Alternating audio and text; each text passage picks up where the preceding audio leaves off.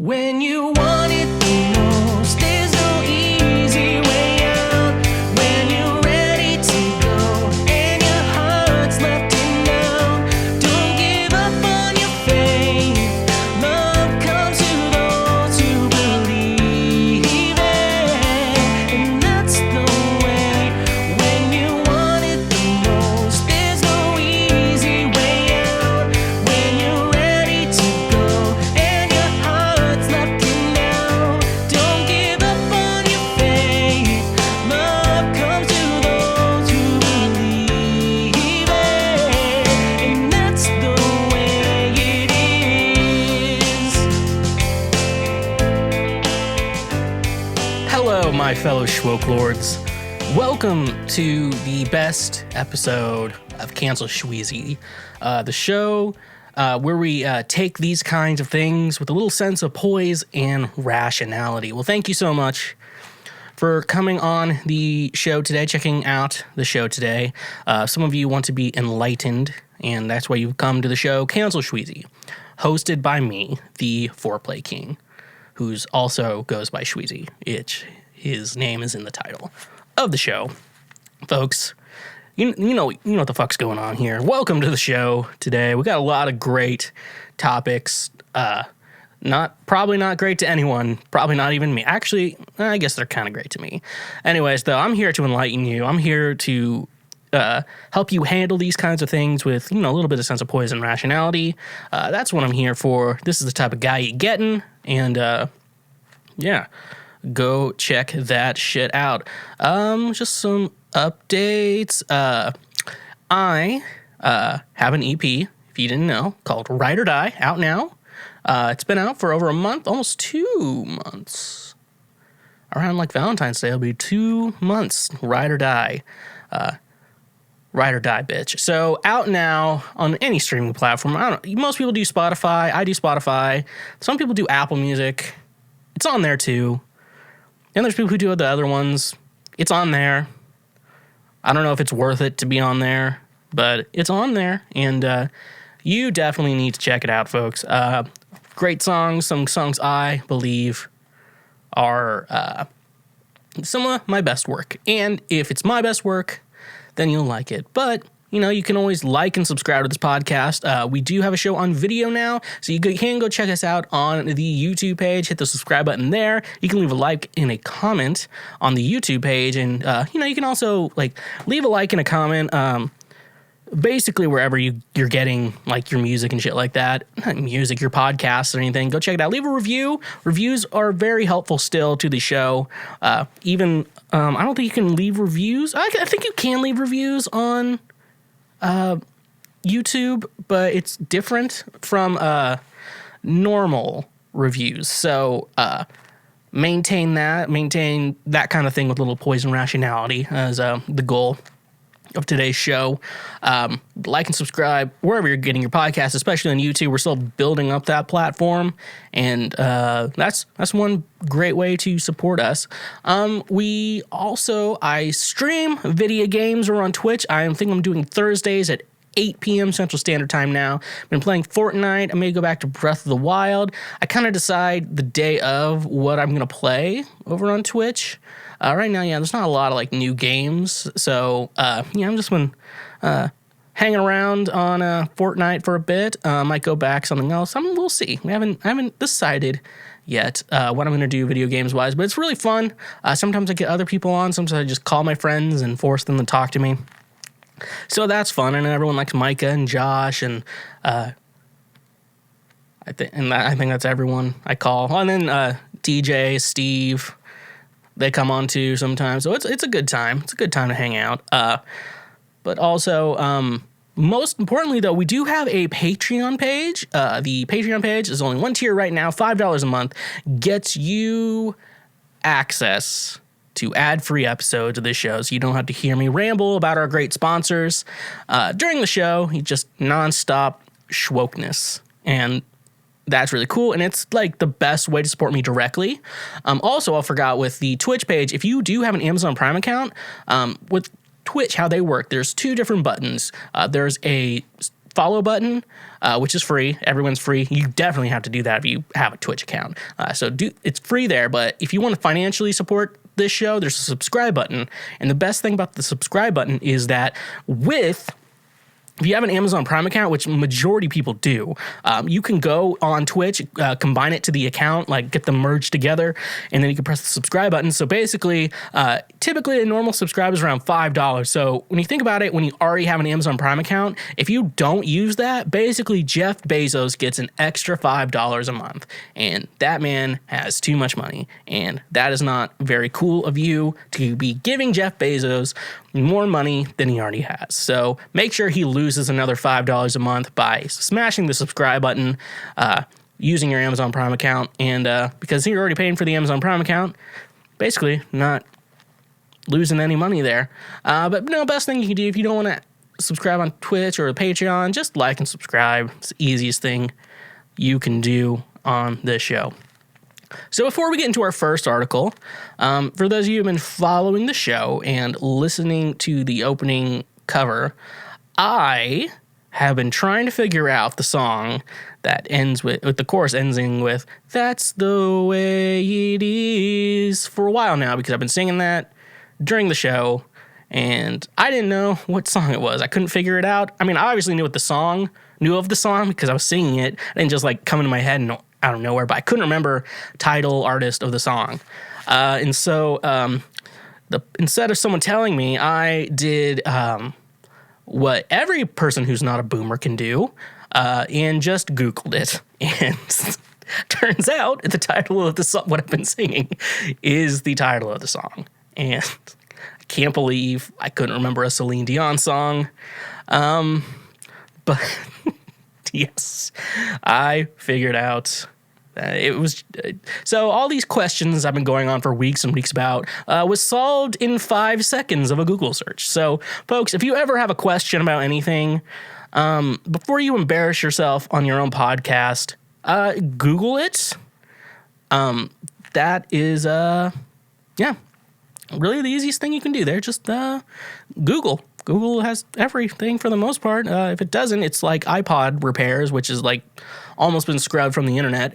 But anyways, nevertheless, I'll persist. So Celine Dion is important for this first article I'm about to get into today, folks. So let's go ahead and just, I'll take a look at it. British man who changed name to Celine Dion during drunken bender has no plans to change it back. Entertainment Tonight, Canada. All right. This looks like an intriguing story. For those of you who know how I go through this news segment, is I just go with the fun titles and with the titles, because I feel like that's how most people go through the news these days. They just read the title and then just be like, I guess this is real, and they don't even read the article. So that's what I do, and then I read the article on air. And so that's what I'm going to do right now. I am going to read a news article. From Entertainment Tonight Canada, ET Canada. A bit of imbibing while watching a Celine Dion concert on YouTube has left Thomas Dodd with a new name for the new year. While watching one of the singer's concerts, reports Birmingham Live, the Staffordshire, England man drunkenly thought it would be a great idea to change his name to that of the Canadian chanteuse. Why can't you just say singer? E.T. Canada. As a result, he went online in order to have his name legally changed, electronically filing the paperwork, and then paying the fee. He completely forgot about it until a thick envelope arrived containing all the paperwork related to his new legal name, Celine Dion. According to the former Thomas Dodd, he nearly passed out in my kitchen when he opened the envelope and dimly remembered what he had done. My initial concern was, how on earth do I tell the HR department at work that I need to change my email footer? He explained, but looked on the bright side. Now I'm thinking it could be a great way to get backstage at one of the actual Dion's future concerts. He also admitted to praying I don't get pulled over by the police for anything. That could get awkward. More annoyingly, I paid for 8 extra certificates to prove it, and they are €10 each or pounds each, whatever they using Britain. He added, I am slightly obsessed with her. I'm not going to lie. Even though he barely remembered doing it, he has no intention of undoing the name change. I'll figure it out, he said. I'm not rushing to change it back, that's for sure. I tried singing Celine on the shower this morning, and I can assure everyone I haven't inherited her voice or bank balance. If this gets to Celine, someone best make sure I have a defibrillator next to me. Dodd then spoke about the whole thing on Mondays. This morning admitted he'd already had a bit of a diva moment after Paps turned up at his door on New Year's Day. I wasn't looking my best, so I told them that they had to wait half an hour while I had a cup of tea and a shower. Dodd also revealed this wasn't the first dramatic thing he'd done over the holidays, explaining how he'd booked an Elsa from Frozen tribute to turn on my Christmas tree lights on my driveway. So this guy is a fucking legend. And I respect him because I could easily be doing the same thing. But obviously, some of you may know, I don't listen to Celine Dion as much as I thought. I like her. I think she's great. But apparently, but I respect this guy. And I would just, I would just be like, yeah, this is who I am. It's like, your name is Celine Dion? Yeah, I got drunk once and I filed everything. It's legal. 10, how many certificates does this dude have? No, 8 extra certificates to prove it. So he could legit, someone's like, Celine Dion, this is a fake ID. I'm like, nope, here, just check this, check that, check this. Like, they're just like, well, I guess all this fucking checks out at this point. So, yeah, I guess you are Celine Dion, but not that Celine Dion. But nevertheless, it's still pretty fucking funny. I feel like this man is probably the closest I will ever have to a long-lost brother or long-lost twin or whatever, you know. Maybe I'm the evil twin and this is the good twin. Maybe that's the case in this situation. Maybe he's the good twin and I'm the bad twin. But as the rest of everything goes, that's the way it is. So, we'll persist. I'm going to drink some wine real quick because I am feeling something. I need to, the entertainer brain needs to be turning on more. So, wine will help that, as scientists have proven in lots of scientific studies.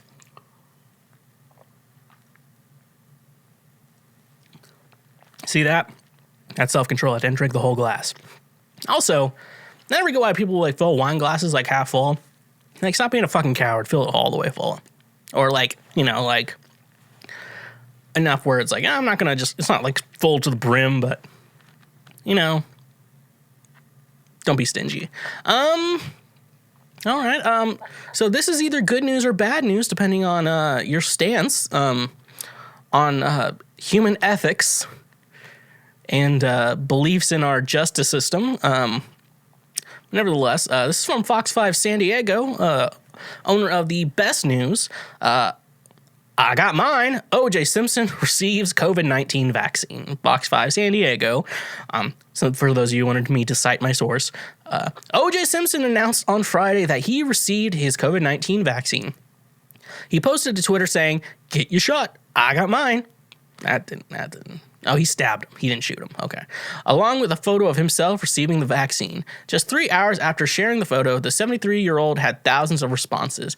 Simpson's lawyer, Malcolm P. Lavergne, told the New York Post that those 70 years and older are eligible to make an appointment for the vaccine in Las Vegas.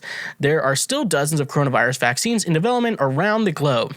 Some use tried and true technologies, others use novel approaches. The shot were all tested differently, and some were allowed to go into use even before they were rigorously tested. How well they work varies, with preliminary studies results ranging from 50% effective to over 90%.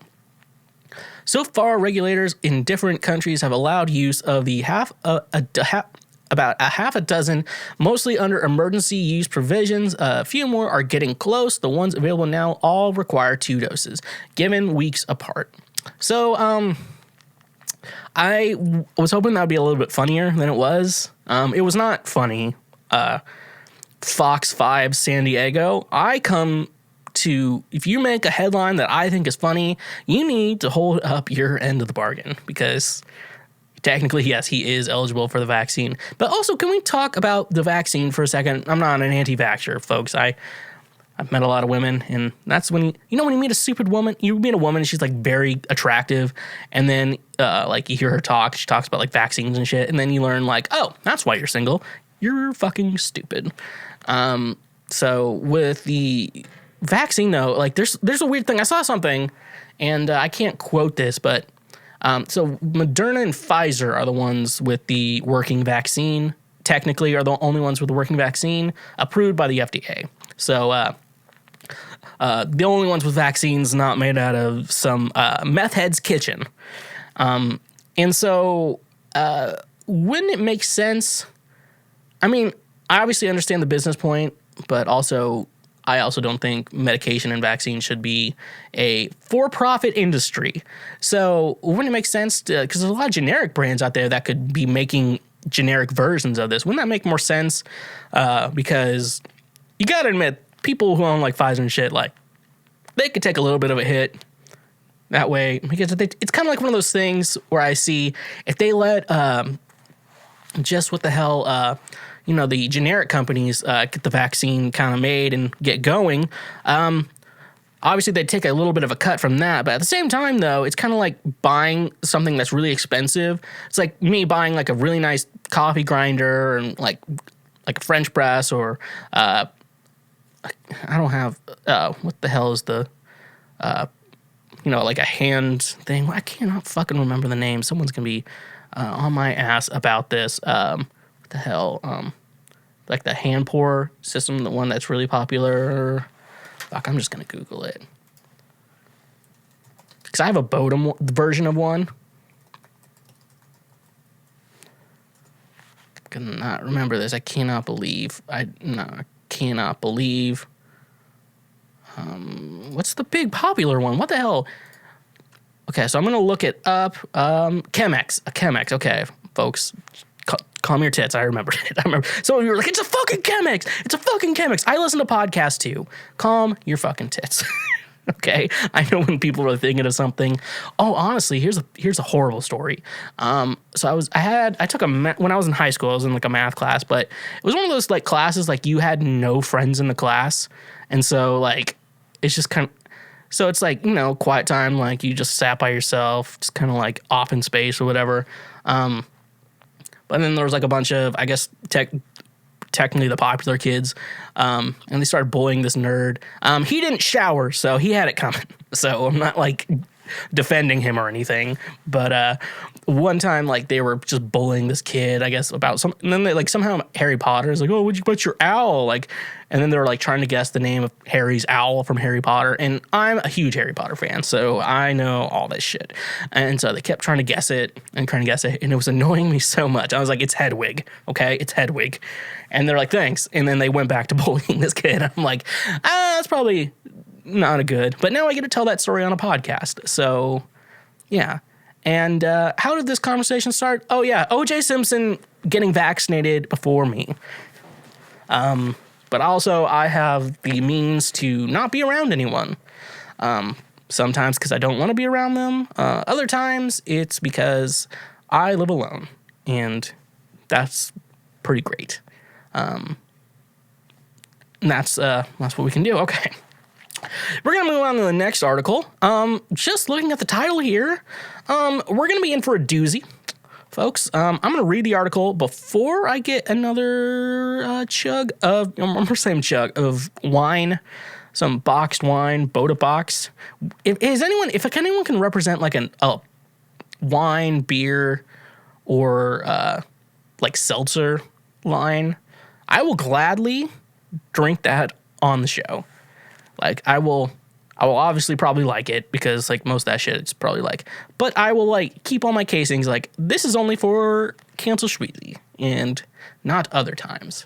So, if you're one of those people, hit me up. theshwedcast@gmail.com. Might have a new email address soon, but it'll still be forwarded to the new one. And then there's also, you can just hit me up on Instagram @theshweezy. or Facebook. You can hit me up anywhere, honestly. All right, but no, this one's gonna. I don't think I'm gonna make it through this one, folks. I don't have any hope in making it through this next article. Local man. So I'm starting over. Let me just say it's from Philadelphia Magazine, the great Philadelphia Magazine. Local trans man identity stolen in prosthetic penis scam. Philadelphia Magazine. Okay, let me read it. Okay. When Philadelphia artist Jaden Remy joined the private Facebook group All Trans Men Know Each Other, he expected to find support and allies in the 1,000 plus members. He never expected that his identity and pictures would be stolen in an elaborate scam to sell prosthetic penises to other transgender men in the online group. This isn't the first time this has happened, says Remy. Younger, oftentimes naive members of trans communities are often targeted for these types of scams. In this case, two fake Facebook users, Jesse Sexton and Skylar Jace Collins, used Remy's picture in an attempt to sell discounted free-to-M prosthetics, a penis prosthetic, to unsuspecting trans men in the group. The scammers posted a status update posing as Remy that included photos of the prosthetic penis in question. You can see the NS not safe for work image here. I have that, but I'm going to look at it. I probably cannot show it on the show, but can I go to this link? It's on a different. Oh, no, I'm not going to look at it, folks. I've seen some weird shit. I think I'm not going to be surprised with that. The update read, "It's going to change the world. This is an amazing product every trans man needs to own. Message me for details." Whenever I see someone put "message me for details," I'm like, that sounds like a chore. Like when I see someone's like, hey, message me for rates. I'm like, can't you just post your fucking rates there? I know, like, at some point you want to raise the rates.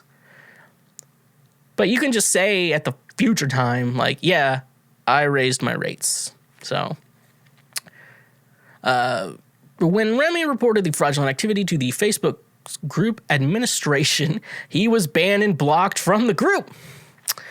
The admin of the All Trans Men Know Each Other group refused to remove the fraudulent person and interrogated me like I was the bad guy, said Remy. I've been banned despite other group members telling the administrator that my photo and identity were stolen. Several members of the group fell victim to the scam, sending money via Western Union for what they thought were bargain prosthetics. Female to Male magazine, a publication that has featured Remy in previous issues, contacted the company owner of the real free-to-M prosthetics, Dominic Attilano, about the scam. He issued the following statement. I created my company to guys like us can have a chance at having a great prosthetic. It saddens me that someone would try to use free-to-M prosthetics to scam innocent trans men. I hope it doesn't affect anyone from working with us in the future. You are all important to me and to Free Tom Prosthetics, and I will personally make sure that anyone who makes a purchase with us is treated with the respect they deserve. So far as Remy is concerned, he wants to make sure that no other individuals fall victim of the scam. I would never send anyone money through Western Union, he says. If you're buying online, make sure it's through PayPal or a secure network and make sure that the website is legit. And of course, there's the basic rule of any online engagement. If it's too good to be true, probably is. Yes, folks. As I've worked in some financial industries, and I can tell you, if you're using Western Union, Western Union's all like scams because they're like, oh, you don't need the person's like name or whatever. You can just give them like a passcode and you can just send them money. If you watch the show Catfish at all, you'd understand this. I'm also really curious about male prosthetics though, because me with and I'm not trying to be offensive here, folks. I know I'm usually offensive on the show. I'm not trying to be offensive, but most penises go from soft to hard, and so are these like just for like sex related purposes? And if then, like, obviously I believe trans men are men, but at the same time we're talking about sexual pleasure for someone with a vagina who is taking testosterone. So there's some weird shit going on there. But Yeah, that is very interesting to think about, at least on my end. So you just pull it out for sex, but then at the same time, like, you're like, unless you enjoy, it's only enjoyment. It's not like sexual to me. I'm thinking way too hard about this. I think I saw, because I went on a YouTube, YouTube bender, I would say, of like people who transitioned from one gender to another, because I'm just curious of how the downstairs works. Just kind of curious how like things work. You know, it's okay to be curious about things. I'm okay with I'm pretty much fine. I mean, I went through like trans women who actually got their nuts and dick cut off. That's the only way I can say it. It's probably male to female surgery. And then I think I saw one guy, he took like some pills and then like a micro penis grew or something like that. I'm not gonna like be saying I'm the expert here, but he said like he got like a micro type penis to grow on him. And then which I mean, like, okay, you grew a penis, but at the same time he's like, oh, I'm fine with the micro penis because anything bigger would just be a problem. I'm like, what are you saying right now? No one thinks that way. You know, it's like I love having a micro penis because if I had anything bigger, it would just be a nuisance to my life. Okay, I don't know. I can't do this, folks. I can't do it. I can't do this. I don't know how to respond to that. I don't know how to respond to someone saying, yeah, I prefer having a micro penis because if I had anything bigger, it would be a problem in my life. I'm like, I think people who have actual micro penises do have a lot of problems in their life. And it's very much lowering their self-esteem. And so you should never say the sentence, I don't care who you are, you should never say the sentence, I'm happy I have a micro penis because anything bigger would be a problem. Because a lot of people have horrible lives because of a micro penis. I am just blessed for having a penis size that is okay. Because every woman I've been with has been like, this is good. I can do with this. And I don't have the big dick problems, and I don't have little dick problems. I have average human being problems. I have other problems in my life, and my penis is not one of them. So I haven't been talking too much about the human penis. I've been talking about more about the penis than I want to talk about. So I'm going to drink, and we can get on to this next article I have here.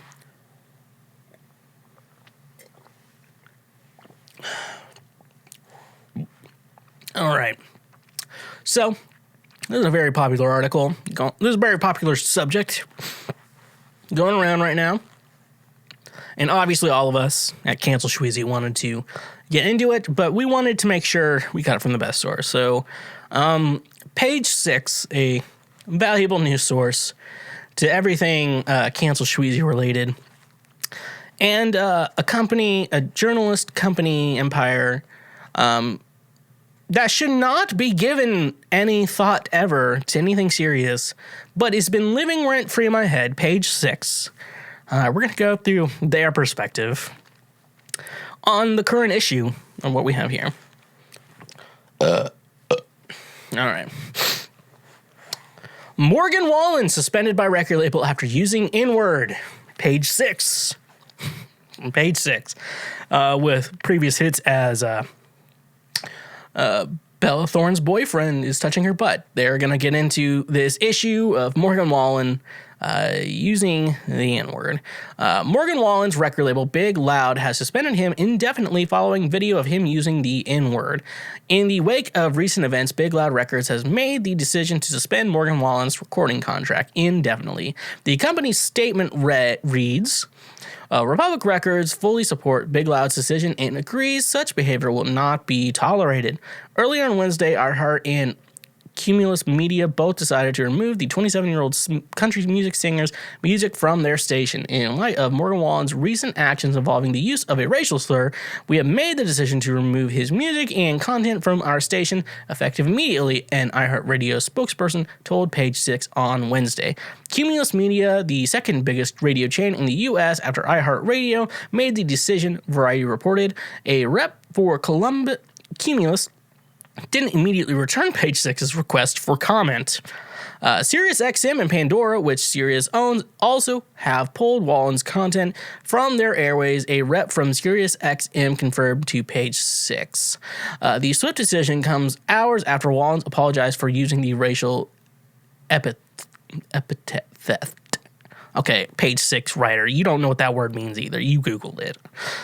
I'm embarrassed and sorry. I used an unacceptable and inappropriate racial slur that I wish I could take back, Wallen, 27, said in a statement given to ET. There are no excuses to use this type of language ever. I want to sincerely apologize for using the word. I promise to do better. Following the incident, fellow country music star Maren Morris I think they spelled Marin wrong in this article. Maren Morris and Kelsey Ballerini called out the double standard within their industry. The truth is the truth, Ballerini wrote alongside a tweet that read, if a female artist did 5% of the shit he has pulled, she would be dropped immediately by everyone. Morris added in response to Ballerini's message, yep, we'd be dropped, endorsements lost, social pariahs to Music Row. Okay, so that's the end of that article. So obviously, Morgan Wallen's has always been kind of an issue. And I'm going to be honest with everyone here as a local music nerd in your podcast world. I have heard more Morgan Wallen's apologies than I have heard Morgan Wallen's songs. That was quoted from my friend Grass Kingdoms. Go check him out. I've not heard a single Morgan Wallen song. And also, I guess the issue he had with with SNL, because what SNL is doing right now with their musical artists is they're making them quarantine for 2 weeks and then come into New York to work with everyone on the show for their week and everything like that. And I guess they're doing the musical artists. I'm guessing they're doing it with the host too, and everyone else is staying safe and saying sorry with that. But he broke that and caught him at a bar in Georgia or something. Or Alabama, some broke ass shit. But I'm gonna say I think Wallen's. It's good that these record labels do that, because I don't think they understood Wallen before they signed him. That's what I said, and that's obviously me. I do this show and I play music, and my shows are kind of more fun. Let's talk, let's chat, let's have a good time. But then, my music is a lot different from my show, so honestly, I would say if I was ever going to sign, a record deal and shit like that, because I'm unsigned and I don't have any plans to get signed. The only reason I would get signed, I'd be so what are you going to offer me that I can't do myself? That's kind of my theory behind it. What I would say, I think these record labels should have kind of understood who Morgan Wallen is before they signed him, because... shit like this, they should have known, oh, this guy's pretty racist. So we should know that before we sign him to our record label. And that is a very solid thing. So, oh, man, we didn't know he was racist. I'm why don't you do some fucking research and shit like that? It's on Your Mom's House, that podcast. They got sponsored by McDonald's, but McDonald's only knew of Tom and Christina's stand-up specials. They didn't know about the show itself. And so what they did, they showed a guy having a premature orgasm from a sex toy. Shit like that. And McDonald's was we can't do this anymore. We bought it. I'm why don't you do some people, okay, so obviously I believe what Morgan Wallen did was wrong, but at the same time, your record label should fucking know who the fuck you sign before you can't just be half-assing that shit anymore. Especially with the internet. You can't be half-assing. Like I said with the Your Mom's House podcast, it's okay, so you dropped him because you couldn't believe they showed a video of a guy having a premature orgasm from a sex toy. Like, have you watched or like listened to the show at all? And you're going to sponsor the podcast and like, oh, we've only listened to your stand-up, so we thought it was just going to be like your stand-up. Like, stop being fucking stupid. Like, at least do the research before you fucking make financial deals with people. But no, Morgan Wallen is a piece of shit. And I haven't heard any of the songs, so I have no emotional attachment. Also with Maren Morris and Kelsey Ballerini's like fun. Yeah, I think that's definitely solid reasoning. Like, I'm very much a pro-female artist in the industry, and I think we should I want to raise the female artists who are actually good, and that's one thing I will always say. Yeah, I feel like that's stupid. It's like when Taylor Swift was talking about when she released 1989. I was like, oh, you're the woman who's known for writing breakup songs. I'm like, and Taylor was, in my words, what I'll speak for her, bitch, men write breakup songs too. And you're only going after me because I'm a woman. And it's like, yeah, that makes a lot of sense. Makes a lot of sense. She has a good point. Anyways, all right, we got one more article to go to today, and then we can go on to the rest of the episode. Parler CEO says board fired him for planning to ban neo-Nazis from group. This is from Ars Technica. I don't know anything about Ars Technica, and I don't think you will either. So, Parler co-founder and CEO John Matz, who helmed the company through its explosive 2020 growth and even more explosive 2021 deplatforming, has reportedly been fired. The company board ousted the former executive last Friday, the Wall Street Journal was first to report. In a statement, Matz said he met constant resistance to his product vision, his strong belief in free speech, and his view of how Parler should be run, adding that he advocated for more product stability and what I believe is more effective approach to content moderation. Matt's claim to have been within days of bringing Parler back online at the time he was ousted. Matt's original approach to content moderation, i.e. not having any, is that what landed Parler in hot water last month and resulted in its eventual being kicked off the entire internet. Parler launched in 2018 as a free speech, i.e. largely unmoderated alternative to Facebook and Twitter. Through 2019 and 2020, it picked up a base of politically conservative and right-wing users who felt mostly incorrectly that other platforms, especially Twitter, were suppressing conservative speech. During and after the U.S. presidential election last November, extremists flocked to Parler as other platforms such as Reddit, Twitter, and Facebook cracked down on the sharing at QAnon-related content and false claims about the election outcome. Posts on Parler calling for violence and bloodshed in Washington, D.C. picked up earlier this year, and several users of the platform both called for and were active participants in the January 6th insurrection at the U.S. Capitol, which left 5 dead and hundreds injured. Google pulled Parler from the Android App Store 2 days ago, 2 days after the riot at the Capitol, citing the platform's failure to moderate posts that contain explicit threats of or calls to violence. Apple followed suit the next day, pulling Parler from the iOS App Store for similar reasons. The final blow for Parler came that same weekend when Amazon booted it from the AWS web hosting, taking it offline entirely.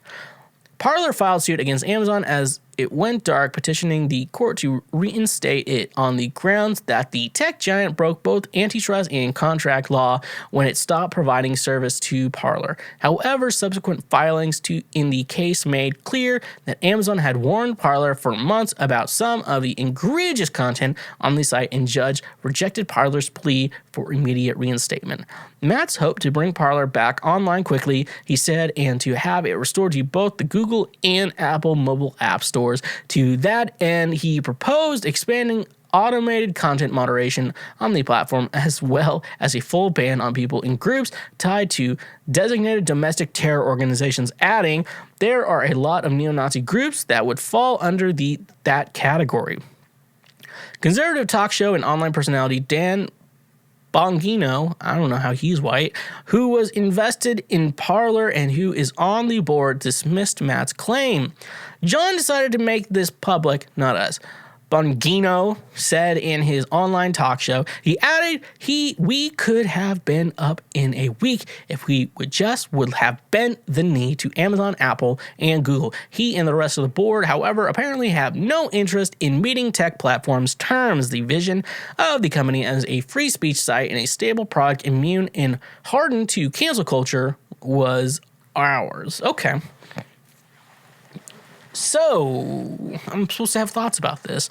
Obviously, I am against Parler. I'm, like I said, if those of you who listen to the show know this, but if you are new to the show, I will say this. For all us millennials out there who have boomer, older parents, it is our duty to block Fox News on their television.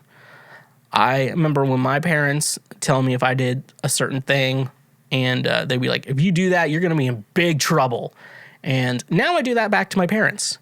I told my dad, if I catch you watching Fox News, you're going to be in big trouble. And I don't have it blocked on their TV because my they voted for Biden and they voted for Obama and they voted for Hillary. So they're fine. But I'll catch my dad, like when I'm hanging out with him, like I'll catch him watching it and I'll be like, what the hell are you fucking watching this fascist bullshit for? I probably don't say bullshit. They're very Christian. And then he immediately changes it, feels embarrassed. I think he just kind of like is in dad mode and just like TV, some of the channels, watches it for a couple seconds. Then I just go, like, what the hell are you watching right now? I told him immediately, like, you're not allowed on Parler. Like, I just immediately, like, you're not allowed on Parler. You're going to be in big trouble. It's our duty now as adult children of parents. We got to block that shit.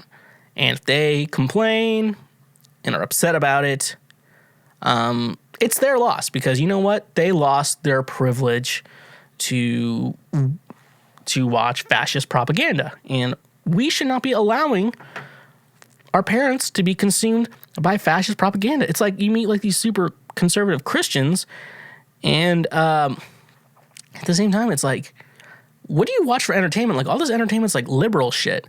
Some of them kind of watch Walker, Texas Ranger, which is like, you can only watch that show so many times. And then it's like Fox News. I'm like, that's a problem right there. That's a red flag. So nevertheless though, so I feel like Parler should be allowed to exist, but at the same time, they do run a risk of like promoting terrorist groups and shit like that. And so when you're like when you're Amazon or when you're Google and then when you're Apple, when that comes to terms, at the same time, it's like they don't want to be dealing with any sort of like helping terrorist groups out. So I think the idea of them doing that, but at the same time, it's just kind of funny that like the guy's like, hey, maybe we shouldn't let terrorist groups be in our app. And then the other group's like, fuck you. And they fired him. So that's it for the news this week. This week was different than most weeks. So, yeah. This episode is brought to you by GameFly. Most of you are already aware of GameFly, but for those of you who don't, it's the best video game rental subscription service for one low monthly fee. As a Twitch streamer myself, I can tell you there are two types of games. There's the games that you go back to time and time again. For me, that's Legend of Zelda Breath of the Wild and Super Smash Bros. Ultimate, Pokemon Sword and Shield are also games that I go back to time and time again. But you also have those types of games that you play once and then you never pick up again. And that's where I believe GameFly is perfect for you gamers out there. Most video games coming around $60 and this with new consoles coming out at the current moment, they can be upwards at $70 even then, and then you don't even include DLC when in regards to that. This is where GameFly comes in perfectly, because for that one low monthly fee, you can just rent games, play them, and then when you're done with them, you send them back. I wasn't a big fan of Luigi's Mansion back when I played it in October, so I was easily able to send it back and get myself a new game in the process, which was perfect for me. Just start playing other games, just be able to open your horizons on what games you want to play with GameFly is my personal favorite thing. So for the low monthly price, your first 2 months, if you use the link in our description, your first 2 months are only $10. So stop wasting so much money on video games. Stop spending $60 on a game you're only going to play once. Use the link in our description today, and you can start playing more games, rent games, play as long as you want, and when you're done, just send it back. They will send you a new game to play. It's that simple. So use our link in the description today for your first 2 months of $10 with GameFly. And just a reminder, when you support our sponsors, you also support this show. I want to talk to you about today's sponsor, FNX Fitness. FNX Fitness is committed to creating innovative supplements of the highest quality to provide focus for a productive morning, energy to thrive all day, performance supplements to reach new goals, unique sleep and recovery formulas to support any sport, and healthy supplements to support an active lifestyle for years to come. They also have a fantastic clothing line so you can look good while you work out. With your purchase of any product with FNX Fitness, one thing I love is that they donate a gallon of water with every purchase you make to a child in need in a country that doesn't necessarily have clean drinking water, which is perfect. You get to feel good when you buy a product from FNX Fitness. You can start using their supplements, work smarter, not harder with their supplements. That way you can get the most out of your workout, and so you no longer have to be fat. Hashtag pray for Mike. So using the promo code SHWEGCAST or the link in our description today, you can save 15% off your purchase with FNX Fitness. Again, that is 15% off of your purchase when you support FNX Fitness and get a product from them. And a reminder that when you support our sponsors, you directly support this show. Okay, so an update on my life. So some of you may have noticed if you watch the video side of this podcast, I've gained a little bit of weight back again. Now I'm still fitting into medium shirts. I was wearing large shirts for a while. Definitely not as bad as I used to be. But I guess my like weight, I'm not gonna say my health, my weight has gone up a bit more than I would like. So I need to kind of like get back into this. I think. And I will say I don't know if I'm allowed to say this on YouTube, but current world events is what is kind of making me unmotivated to like work out, eat better. You know, it's just like, you like work at the point where it's like, what the fuck is the point like of like trying to work out? It's like I'm not seeing anyone. Like the amount of women I see is very slim. So it's like, it's kind of like that. So I kind of like looked at myself in the mirror. I'm like, look at you fat piece of shit. So I decided I need to start figuring out like a workout plan again. Because I know what I need to do on dieting. The thing with dieting is you have to do it. And that's another problem in itself. But nevertheless, I will persist. So I bought, so I have a Nintendo Switch, as you know, because I stream exclusively Switch content over on my Twitch, twitch.tv/the Schweezy. So you can go check me out there. But so like I have a Switch already. And then I saw Ring Fit Adventure was like $80. And if you think about it like as a full, think about like when you think about like workout equipment and shit like that, like how much I'm getting out of that. Cause like it's not necessarily like the best thing for like just for like working out and exercising. From everything I know about it, it's pretty good. So like I was like, I'm gonna buy it. And I have friends who are like, yeah, it kicked my ass. And they're also musicians. So I know, we live the same lifestyle. So at least right now where we're doing nothing. So, apparently, so like, it's pretty good. I mean, like, I'm not going to say like it's better than a gym, like going to the gym and working out like really well or with a personal trainer, but it's better than nothing. So I bought the Ring Fit. I have been working out with it for a couple days, or for 2 days now. I've done 2 workout sessions. My shoulders are in pain. One thing I think I kind of like, at least I'm doing workout with, is I had that weird back problem where it's not like I needed to be taking oxys or whatever, but it's like, you feel like you need someone like, or a chiropractor or whatever to like crack it for you. And I had a friend tell me he was studying to be a personal trainer. I think he passed that, so I think he is a personal trainer now. He was telling me that the reason your back gets like that is because your back strength is weak or shit like that, something like that. I was like, well, doesn't sound wrong to me, so I believed it. And I still believe it. I think that's actually a true back. Like if you're not like working a little bit on strength or at least back strength, you're doing it. So yeah, I'm using the Ring Fit, but like I learned because basically when I bought it, I was like, all right, first day of the working out, we're going to get going.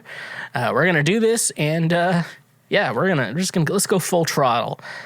So I have my Switch Joy-Cons. So I have a Nintendo Switch and they come with Joy-Cons.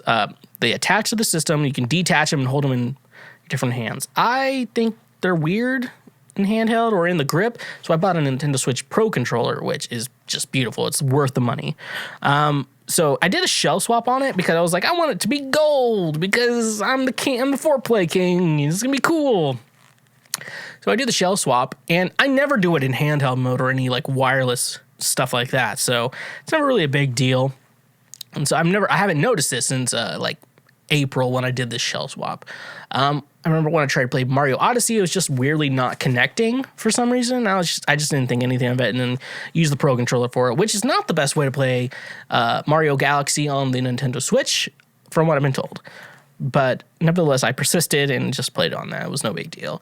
But now it comes to actually need to use the Joy-Cons with this, and I learned in my efforts to shell swap my Nintendo Switch, I learned that with the right Joy-Con, the wireless functionality apparently messed up when I did the shell swap. And so that was bad. So I had to buy new Joy-Cons for my Nintendo Switch, which I bought the just like blackish gray ones. I just kind of wanted that. I might put a skin on it because I don't know. I just like things that are unique.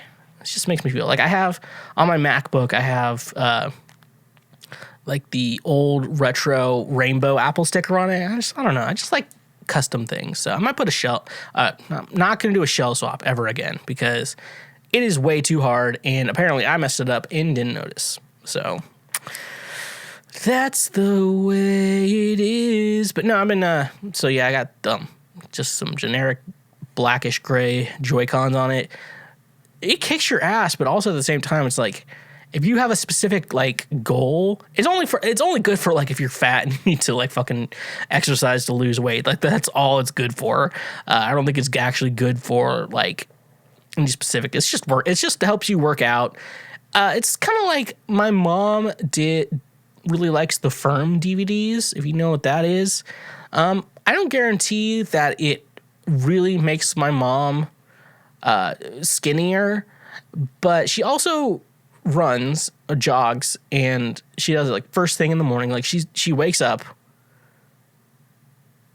and she also has a Mormon sleep, which is I call if you fall asleep without the use of drugs or alcohol. And she is able to just fucking wake up and just be like, I'm gonna go jog a couple miles and do that. That's the last thing I think about doing when I wake up in the morning. But nevertheless, my mom persisted, and she does that. And then she does like the Firm DVDs. And I remember like in high school, apparently, I don't know. I guess I like tech stuff, but I'm not a genius at tech. I've never built a computer. I may be building a computer soon. That may happen. But anyways, the DVD player wouldn't work so my mom can work out. So she'd wake me up at fucking 5 a.m, half alive at this moment, go downstairs, and then I realize the DVD player is not plugged in. So I plug it in, and then it works. And then I go back to bed. That's the life I grew up with. So I don't know what she does now, but hopefully her life is okay. Anyways, yeah, I can't imagine it's any better than like doing a Firm. I do know I kind of feel, I don't know, I'm not the best person to talk with weight loss. I lost some, I've gained some back. So, I mean, obviously, I think with weight loss, like it's just a lifestyle you have to live. And the lifestyle I've lived, seeing no one and doing nothing, but produce music and podcast, is not the healthiest. From what I will say, it's not a healthy lifestyle. But I can't imagine the workouts I'm doing are any worse or better than the Firm. So, you know what? I feel like it's a good workout. I'm not saying I'd love to do like actual strength training. I'd love to do boxing because I think me and Micah have talked about doing a boxing match for charity, which will be a lot of fun. So if we do that, y'all have to show up because no one is going to root for me. I imagine that they're going to root for Micah because I am the bad guy, and that's okay. But I also have more ambition than Micah. So I will beat the shit out of him, and if anyone makes a bet on it, you will lose money. So hope you like that, because if it's between me and Micah, like when our weight loss competition, like he lost a couple pounds. I lost like up to 30. And then we didn't even post our final numbers because it was embarrassing. Like we couldn't post that for Micah. Like it was bad. So if we're talking about like a boxing match, like I'm willing to take boxing lessons, like do a lot of extracurricular activities. Micah's just like, oh, I'll just punch the punching bag a few times. I'm like, fuck you, Micah. I will beat the shit out of you. I don't care if you're taller and have a bit of a weight advantage on me. I will still work on myself to beat the shit out of you. And that is a promise. I don't know how this came. Mike, I love you, buddy. I don't know why I'm like acting like I'm gonna beat the shit out of you, but no, I will beat the shit out of you. But also, Mike, I love you. So yeah, all right. Let's persist. Let's persist farther from here. So I know some people have been missing the movie reviews. I did a couple in like a Christmas, and I'm just like, ugh. And I'm like, I'll talk about the TV I've been watching, but I'm not gonna be doing like my full-on reviews of the movies for a minute. But we're back because I watched Groundhog's Day on Groundhog's Day featuring Bill Murray. And yeah, it's given me a lot more anxiety than I thought. Like, it's some people's favorite movie, and I agree, it's a good movie. But the more I think about it, like my anxious mind who takes heavy medication to just be able to fucking function in real life, this movie fucking like makes me think a lot. So I'm just gonna like start reading my notes. You know, like I'll just kind of go through everything that I'm seeing through the movie, and I'm just gonna like talk. And I've had some points that are like, what the hell are you doing here? And what the hell is going on with this person? But so I'm like, so the movie starts out like on February 1st. It's the day before Groundhog's Day. Okay, I should also mention that I watched this movie originally at church camp. I watched it at church camp. The guy who was the dean or whatever of the church camp, I like him a lot. Okay, so don't like talk. But he was a goofy guy. So he would be the type of guy who would be like, let's watch Groundhog's Day at church camp. So I'm like, all right. I enjoyed it. I enjoyed it when I was then. But also, I probably didn't remember it because I had very bad anxiety, and I think I broke up with a girlfriend not long after that or something like that. So yeah, the movie starts out with Weatherman Phil Connors, February 1st, day before Groundhog's Day, and he's like, you know what? There's not going to be a blizzard tomorrow. We're going to have a heat front coming in or some shit like that. I don't know. Weather fucking terminology. That makes sense. And he's like, so it's coming in like that. So we don't have to worry about a blizzard tomorrow. And then he also mentions that he's going to Punxsutawney, Pennsylvania. I'm hoping I'm saying that right. I think that's how you say it. I think I've heard someone say it before. Punxsutawney, Pennsylvania for Groundhog's Day because, you know, Punxsutawney Phil, the groundhog, is the like ultimate weatherman because, you know, they determine if there's going to be 6 more weeks of winter or not. Also, Phil is a dick to everyone for no reason. He thinks he's like a big shot weatherman. He's like, I'm not going to be at this company. I'm not going to be at this station for much longer. I'm like, bitch, you're a weatherman. Like, do not have a big head about your fucking job. I mean, you're in Philadelphia, but like, so it's at least like a bigger city. So like, kind of know what's going on, but yeah, fuck you. At the same time, for no reason. So that night though, so like they have to leave the first because in the morning they have their fucking news thing. So Roland Shit from Schitt's Creek and Rita, the love interest, which you'll figure out later down the road, head to Punxsutawney, Pennsylvania. So Roland Shit and Rita go there. they stay at a normal hotel, but Phil's like, I'm not fucking staying here. This place is shit. And they were like, well, they reserved a bed and breakfast for you because you're a bitch. And he's like, okay. So eventually, Phil goes to sleep at night and basically wakes up to Sonny and Cher's I Got You, Babe. Which, from now in my life, I will say, if someone wakes me up to that song, I'm going to just wake up and I'm ready to, punch someone in the face. Okay? I'm ready to punch someone in the face. I'm like, you never play that song because of that movie, because I was traumatized by Groundhog Day. So Phil wakes up and, he, washes his face and shit like that. And obviously when you stay at a bed and breakfast, you already used the bed. Now it's time to use the breakfast. And so he walks out of his room, and everyone is a fucking morning person, which is my sign of you're psychologically damaged. There's something wrong with you. My parents are morning people, and we can discuss them on another day. So he walks out of his room. He's like, hey, it's Groundhog's Day. I'm like, fuck you. I'll be like, fuck you, dude. Do not fucking talk to me right now. Oh my gosh, this reminds me of a story. So the day I moved to Nashville, I stayed in a hotel. In the morning I wake up, I think somehow my parents ate breakfast before me because I am not a morning person. And so I go downstairs and eat breakfast, and this random ass guy from the wait staff of the hotel just starts talking to me for some fucking reason. I don't know why, but this was before I stopped doing small talk with people, because I don't do that anymore. Without saying, Jesus fucking Christ, are we doing this? And he was talking to me, and I guess he figured out I was a musician.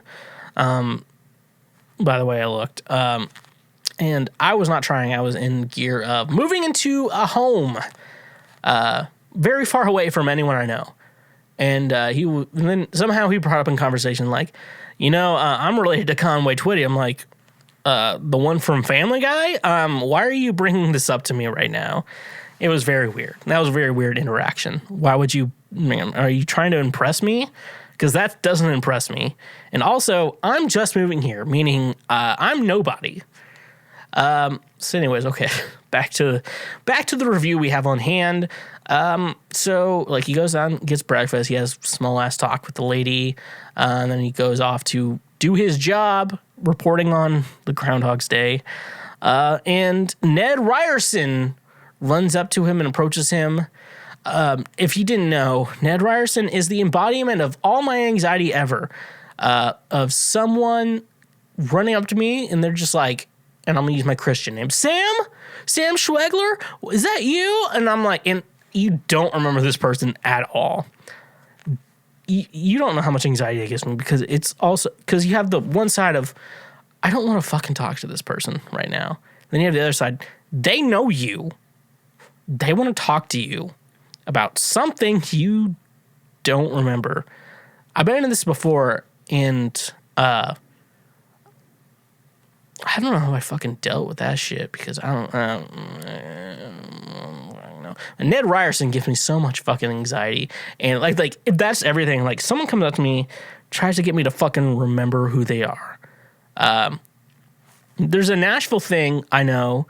And I've done this before, and I understand if people's one guy did it perfectly with me. He's like, we've met before, but I don't remember your name. What's your name again? And I'm like, I'm Schweezy. And that's that's perfect, because I understand that you can't remember every fucking person you interact with. And they realize that too. And he's just guilty. I was like, hey man, I can't remember your name, but I know we've met before. What's your name again? That's how perfect normal people do shit. Then there's me, who gets drunk or high at a show and then go with him. He's like, hey, I don't think we've met before. What's your name? And then they're like, oh yeah, we've met before. I'm like, god damn it. Because you can't remember fucking everyone. Anyways, okay, so you met Ned Ryerson, the embodiment of my anxiety. And then he gives some shit half-ass performance on his new show, and so after that they head out. So they get back to Pennsylvania. They learn that Phil was wrong about the weather. There was a big blizzard, and he played himself, and so they couldn't get back, so they had to turn back around to Punxsutawney, and they stayed another night in Punxsutawney, and yeah, so that's kind of like the main day of the story. But anyways, nevertheless, he persisted. Oh no, the one thing, like, though, when he got back to the bed and breakfast, you know, because like they had to stay the next night, he jumps in the shower and then turns on the shower. Instead of what normal people do is they turn on the water first to check the heat and shit like that, and then hop in. That's what's wrong with Phil, because he just gets in the shower and just like, it'll be hot, and then it's freezing cold. That is crazy shit right there. Basically, what normal people do, and if you're not, and you need to listen to this, and if you don't do this, you need to change your lifestyle from what we're doing here. So basically, what I do is I turn first the water on, like the bath style, where it just goes 100% in the drain. You feel the water temperature with your hand, and we're like, all right, this is a good water temperature. Then you turn on the shower, and then you hop in. That's what normal people do. Phil did not do that. He was in the shower, and then he turned on the water. That is crazy. You do not know how cold that water is going to be, especially a shower you have never been in before. So that's the big red flag with Phil. Of all the things that happened in this current day, that is the big red flag that has happened with Phil. Okay, so Phil wakes up the next day, and it's February 2nd again. The entire day he had has repeated itself. Mainly, one of the big signs is I Got You, Babe by Sonny and Cher, which, like I've said, if I am ever woken up to that song, I will physically assault someone. And I'm not necessarily a fighting person unless you're Michael James Christman, then I will fucking kick your ass. But no, if you play that song and I wake up, I'm ready to fight. Like, you know, like later in the movie, like when he has to keep repeating this fucking day, like he just fucking breaks the alarm clock. I'm like, yeah, that's how angry I wake up to. So he wakes up and he's like, it's February 2nd again. So he like does his usual shit.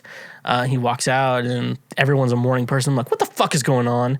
And then he's like, I am losing my goddamn mind. Like a normal person, after the shower situation, I'm like, something's wrong with you. And then he's like, I'm repeating this day again. And I'm like, okay, maybe you're a normal person. I can't tell. Two different situations. He repeats the whole day again, but he like repeats the same thing. So eventually, obviously, he realized, I'm like, I'm not going to step in that puddle of water. I'm not going to turn on the shower yet. So, yeah, so that's what, so he realizes he's in a time loop and like he's not getting out of it. So like the first part, like, first you realize, I'm like, oh, there's no consequences to my action. So he's like running on rail tracks and doing a bunch of shit. And he started eating whatever he wants, like doing crimes, and then doing what I would do, and then getting a lot of sex. Just having sex with a lot of women, which I would do, because like I remember like one day he's like, "Hey, what high school did you go to?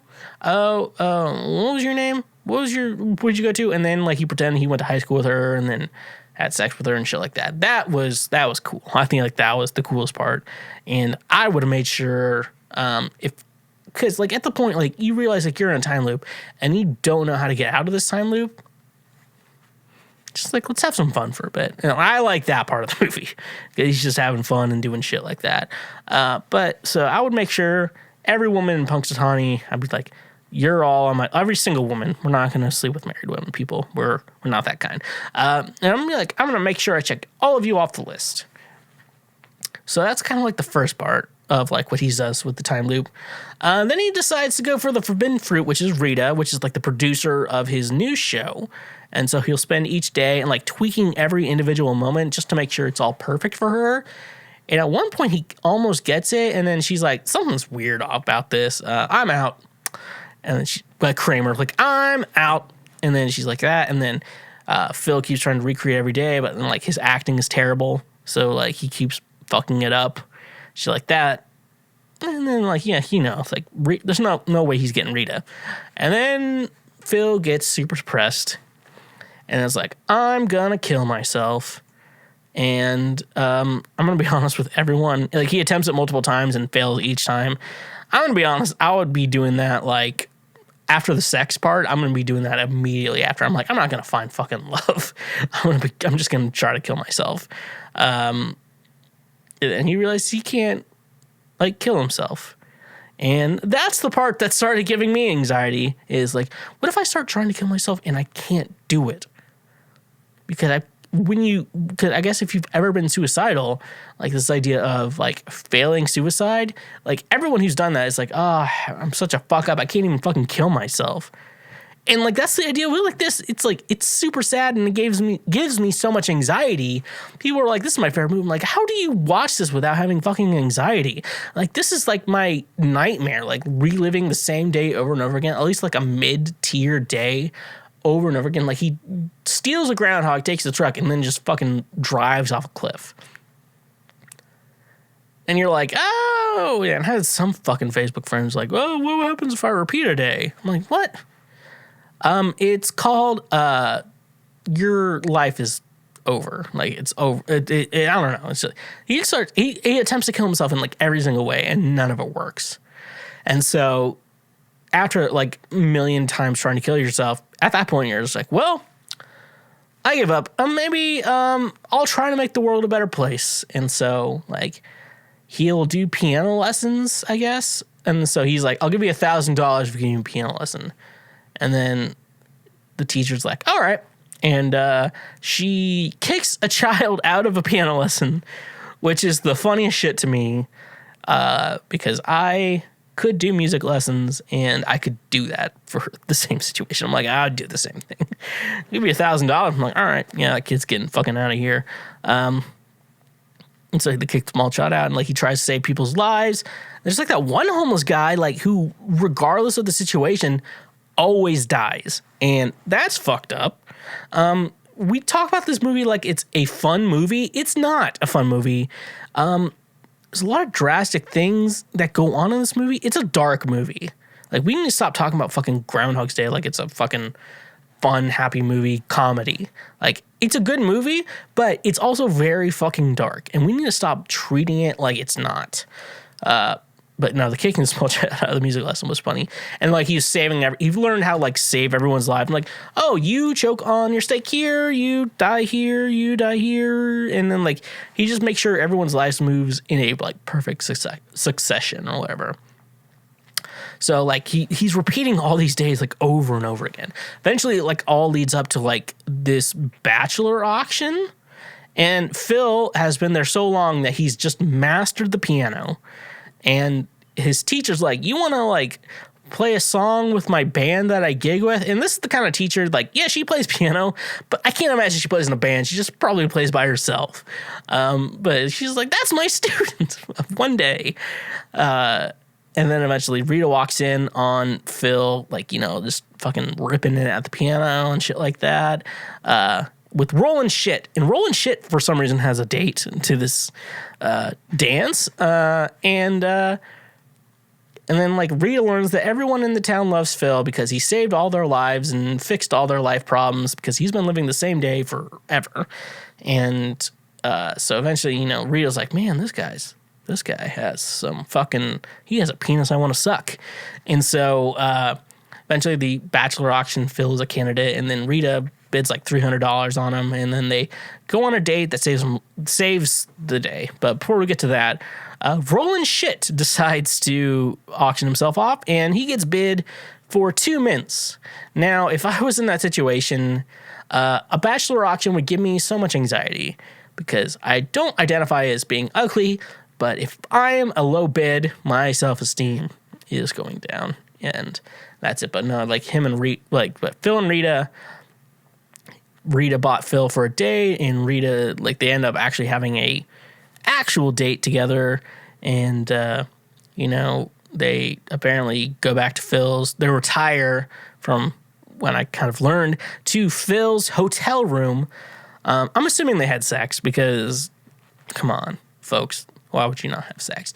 And then after, you know, they have sex, They wake up on February 3rd. They are no longer stuck on February 2nd. They are woken up at February 3rd with Rita, and Phil decides, like, let's move to Punxsutawney, or whatever its name is, forever. Let's live here forever, because he's also already lived there forever.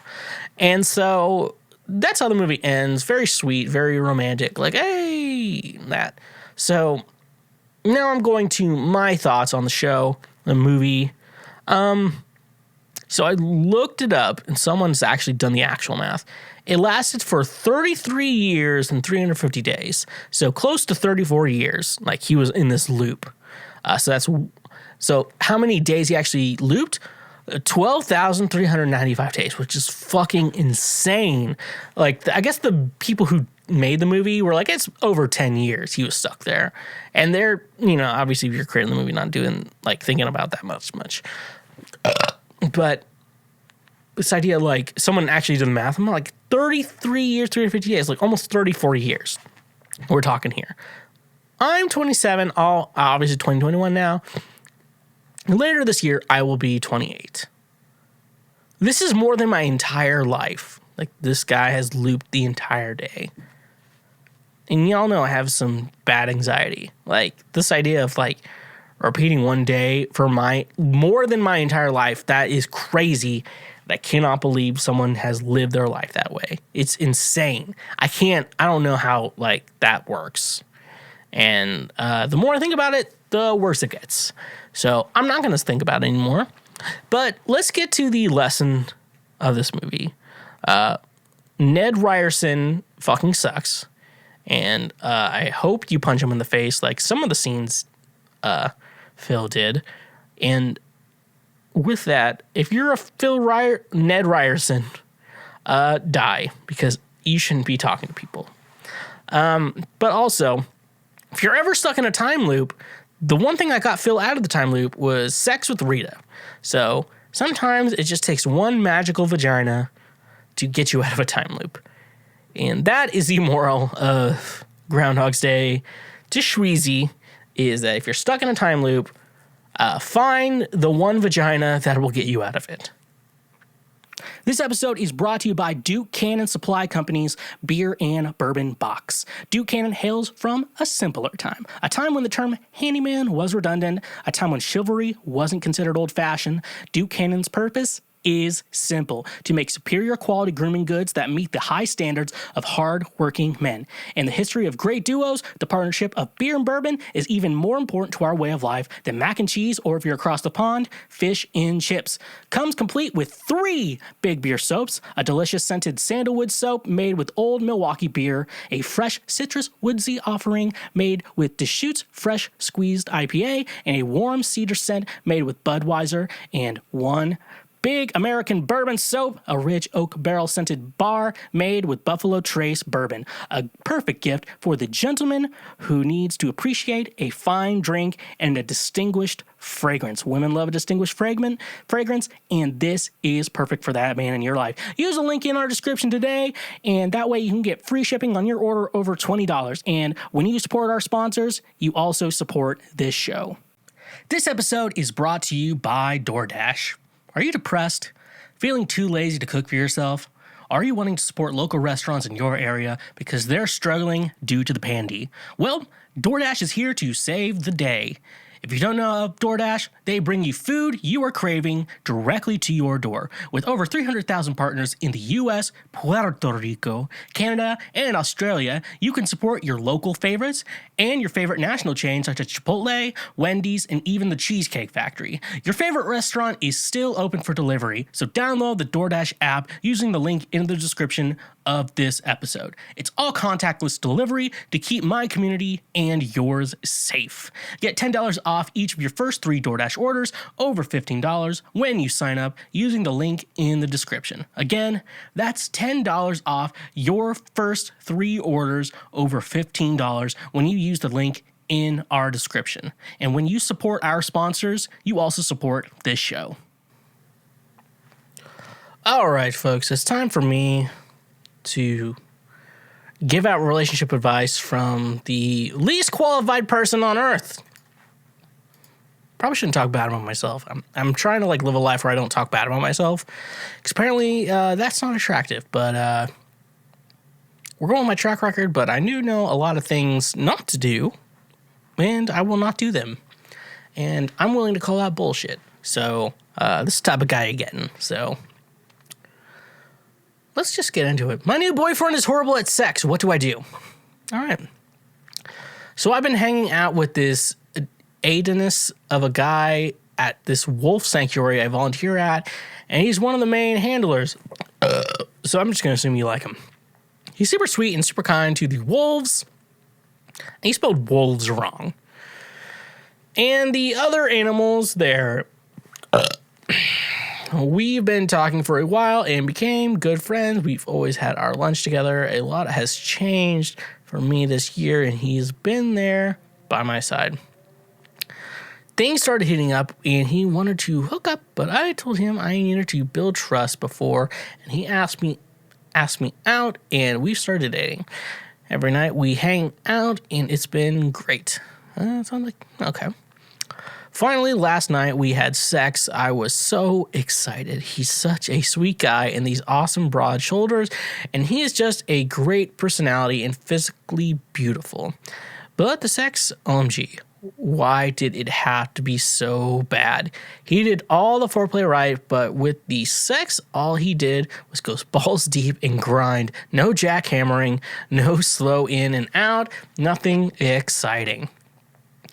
At first, the grinding felt good, but after I needed more, when I realized he wasn't getting into gear, I asked to be on top. He was amazed at the feeling of actually fucking, and he came super quick. He loved it, and I was left unsatisfied. He's like 30 or something. How has no one told him? I can't bear to look into his puppy dog eyes and hurt his feelings. I was hoping after seeing what I was doing on top and the fact he liked it so much that he would do the same next time. After the first time, he was so cuddly and affectionate. Then when he had sex again, it was the same thing, just deep grinding and nothing else. He's perfect in every way except this. What do I do? Don't want to embarrass him, but I get enough exercise. I don't want to be taking control all the time. Okay. Best thing I can suggest for you in this situation. So,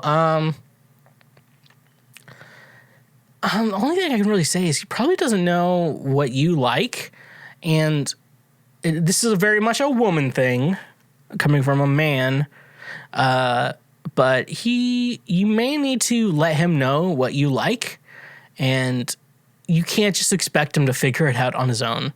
Men don't think that way. Men are, I'm not going to say men are stupid, but men are not going to understand subtle context clues that you think he will get. You have to understand that he needs to know what you like, and if he knows what you like, any good man will be like, all right, I'll help you out there.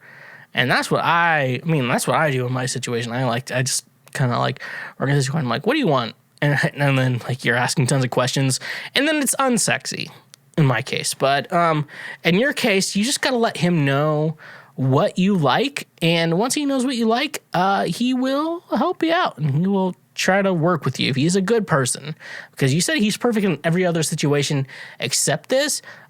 You need to communicate better with him because he doesn't know what you like, and he may not have enough practice, and practice makes perfect. That is something me, as someone who plays music, knows that you have to practice something if you ever want to get good. And if you want to get good at this, and it seems like you like this guy, got to practice. And with practice, there's a difference between, I'm going to go with a musical standpoint. When you practice as a musician, the idea is you want to practice effectively.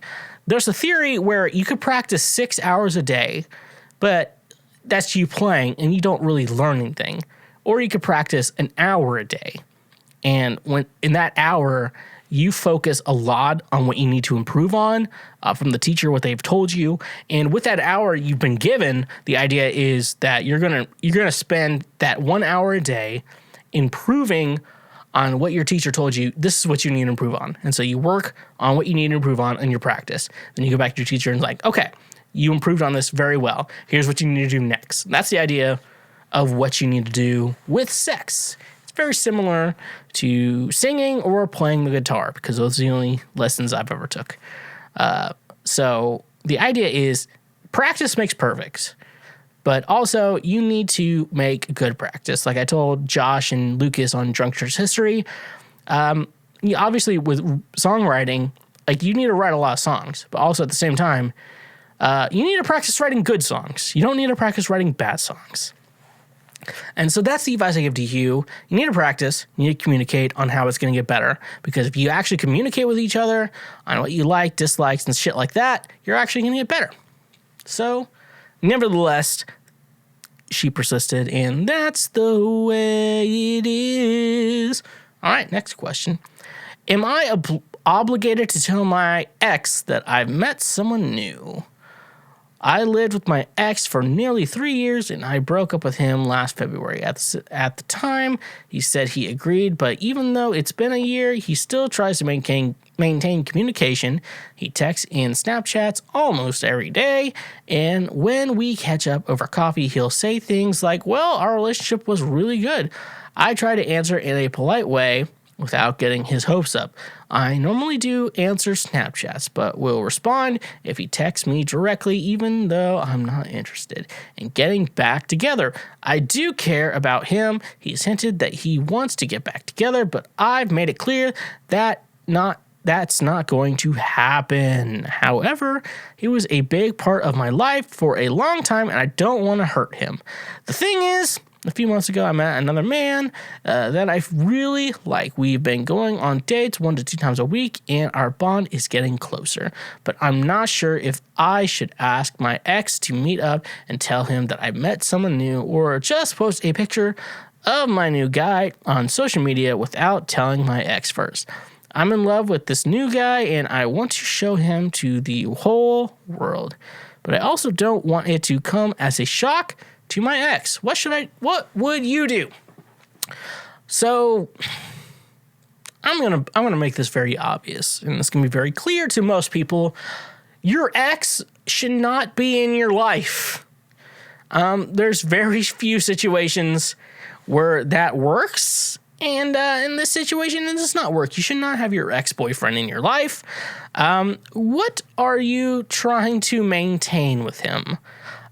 Because basically, it's this idea of you broke up, and then you were in a very serious relationship, and then you broke up. If you broke up, the idea is you don't want a relationship with them anymore. Relationship is more than just boyfriend, girlfriend, and then obviously the same-sex, non-binary bullshit that I'm supposed to be fucking talking about and shit like that. But this idea of if you break up with someone, you should never see them again. That's a normal fucking thing.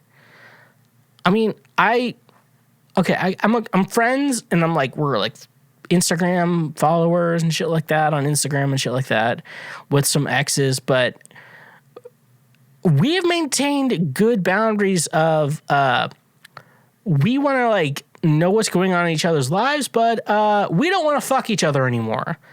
And I realize this. I can think of one example. She's married now, and I think the guy she married is actually a pretty good guy. So I'm I can't complain with that. But also, I think in the situation of, would I try to compete for her? No, I would not try to compete for her. And that's a very big situation in this idea of, that's I think why we can at least be social media friends is the idea of I can follow her, see shit she posts with her now husband, and think, you know what, he's good for her. I don't want to fight for her. That's a very rare situation anyone can ever have that I have. But at the same time, I think of other exes where I have another ex where I think of her with her now husband.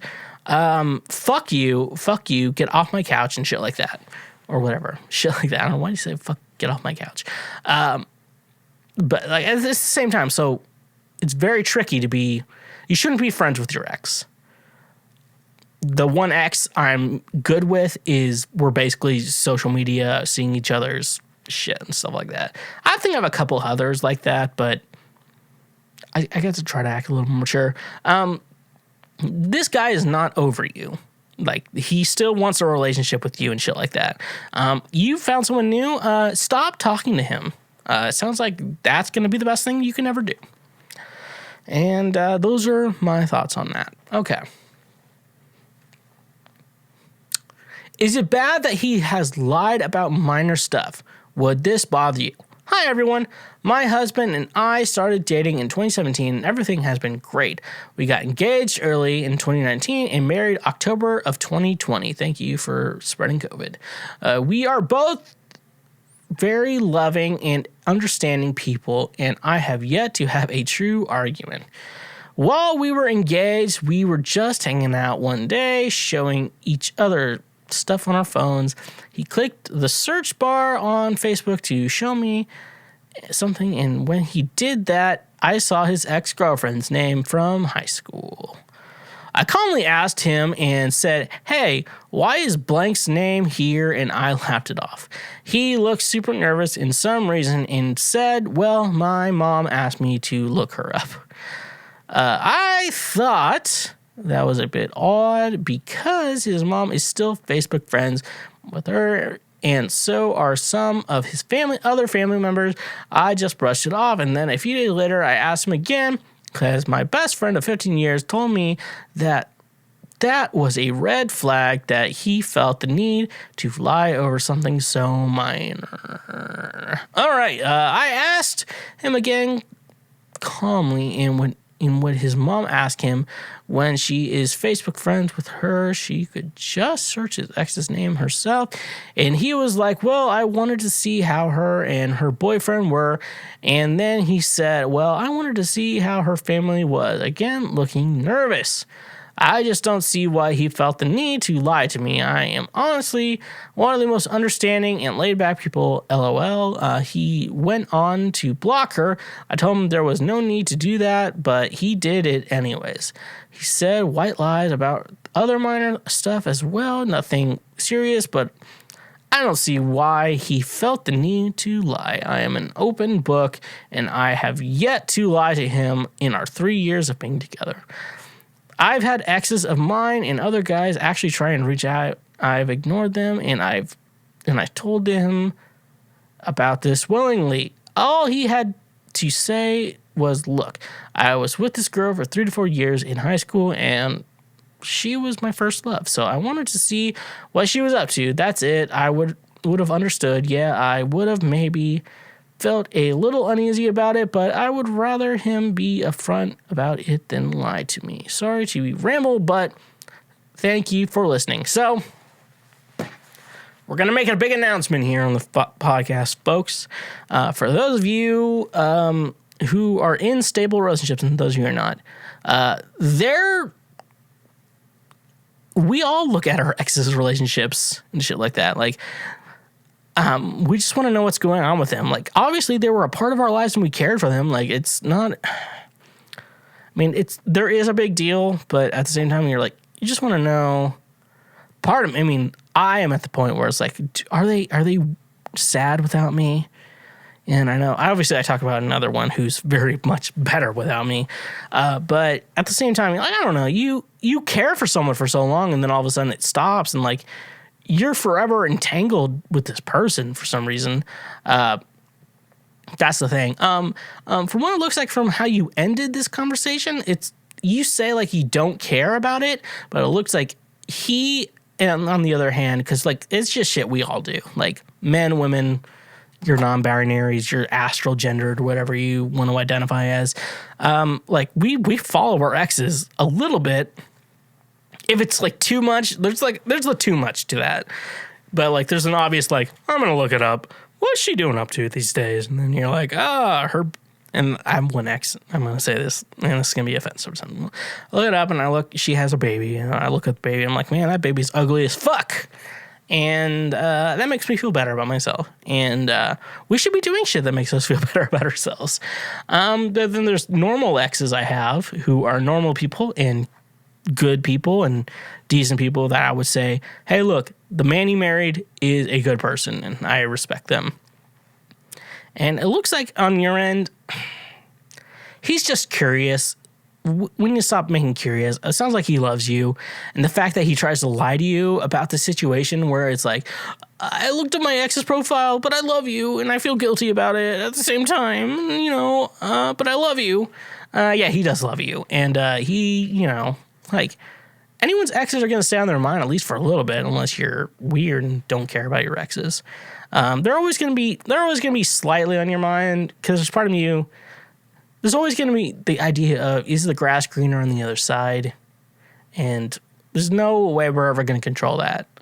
This idea of, and it's a weird when you're in a relationship because, like, you need to, like, share your thoughts. And, like, when you're in a relationship, it's like, what if I ended up with her? What would my life be like? And then you go on her social media, which never used to be a thing before, but now, like, it is a thing.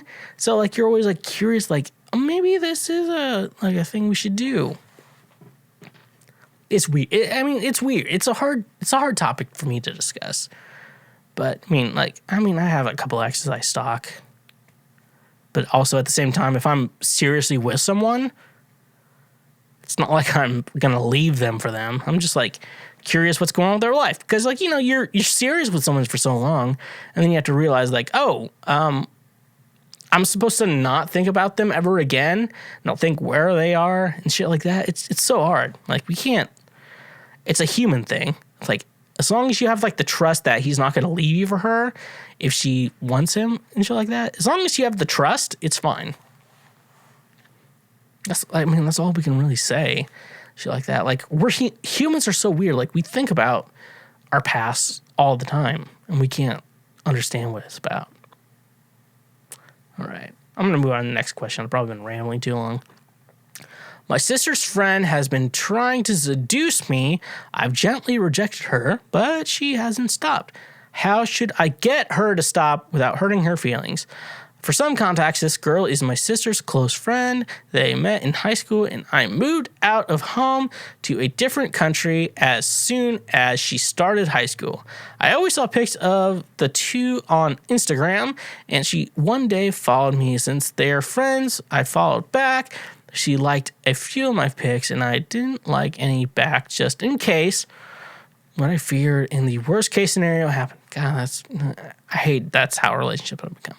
So she used to react to my Instagram stories, and I'd like the replies sometimes. Throw an emoji. One day I was on video call with my little sister, and the friend popped her head.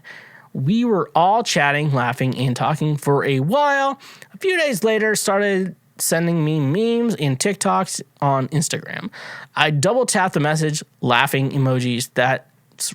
That's it, really. Okay, man, I've drank enough wine to stumble my words. One day, she straight up texted me and started being kind of flirty, asking me what I do, complimenting my pics and stuff. All good. I didn't engage. I just tried to tone her down by telling her I had to go and we can chat some other time. She then started sending me regular 10-second pics and vids on Instagram of herself with, "What are you up to?" or bobbing her head with music on the background. I knew where she was trying to get to, but I felt bad because I didn't want to put my sister in an uncomfortable position with her friend. She kept on doing that, and I eventually told her that I might be misinterpreting but I'm too old for her. If her intentions was to get something out of it, she said that 16 is the legal age of consent in Spain. We figured out where you're from. And that I shouldn't worry. I said that it is true, but still it is wrong, and that it is fine to have a cool relationship with one of my sister's closest friends, but nothing more than an older brother type of relationship.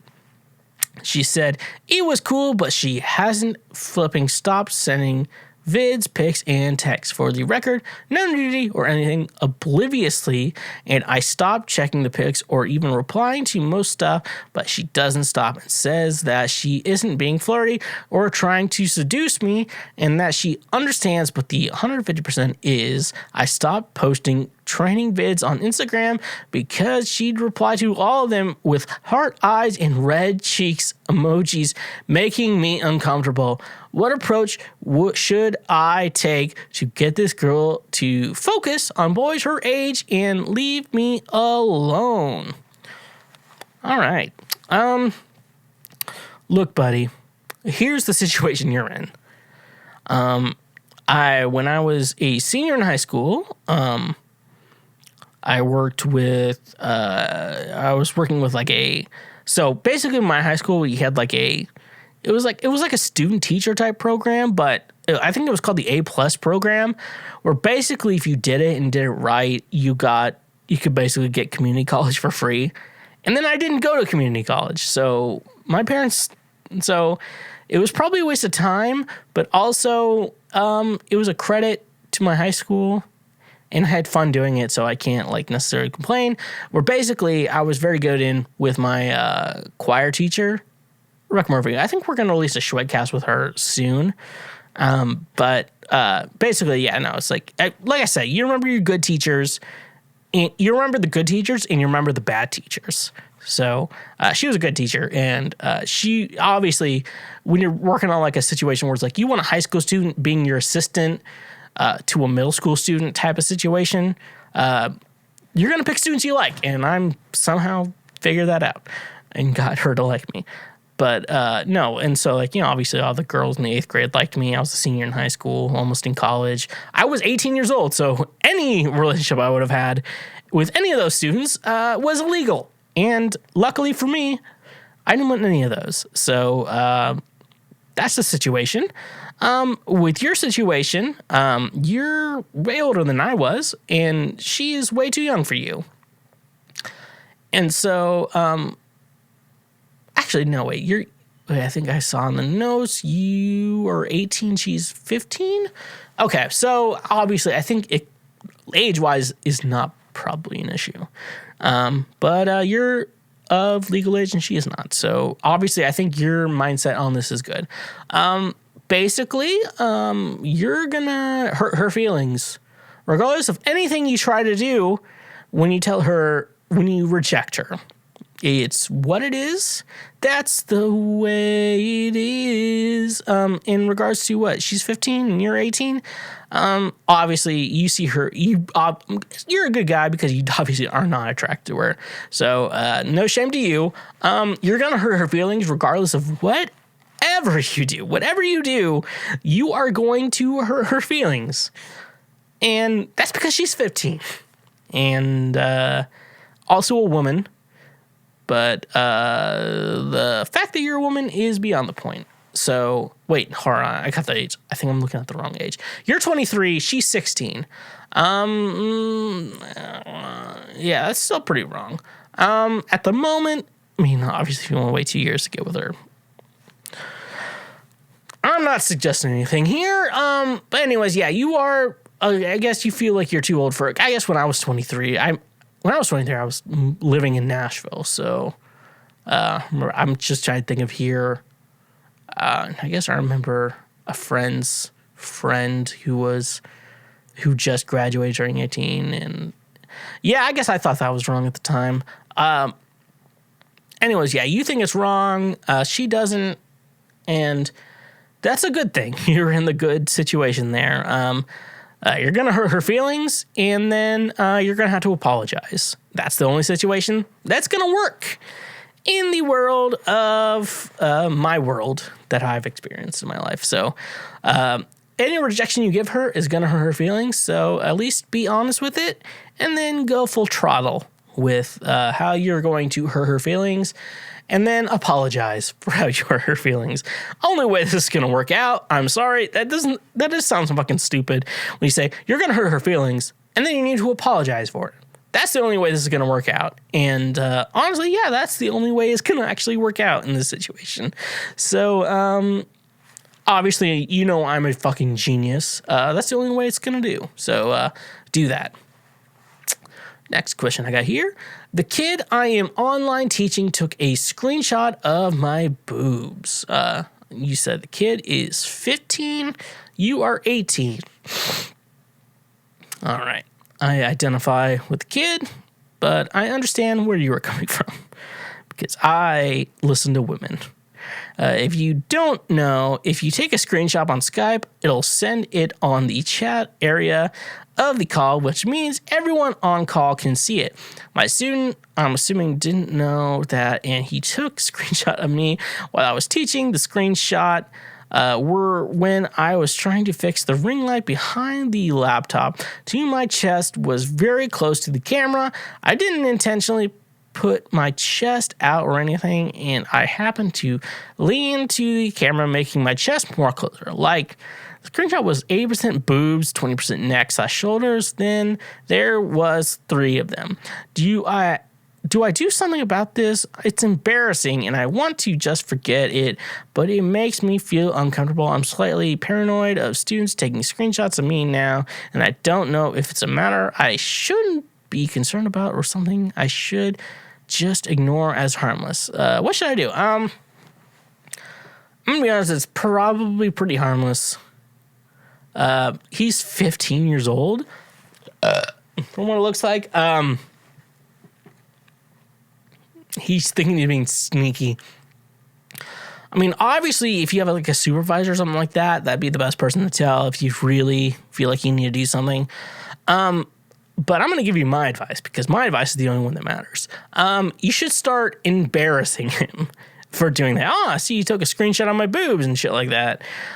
Because when you're a 15-year-old boy, if you're caught masturbating, that's the worst thing that can ever happen to you. I'm 27, and if someone's like, hey, did you masturbate today? I'm like, yeah, I probably did. Or shit like that. I just got to get a nut out and shit like that. So, like, when you're an older man, it's a big deal. You're 18, so you're still pretty young, so you may not know how gross men are.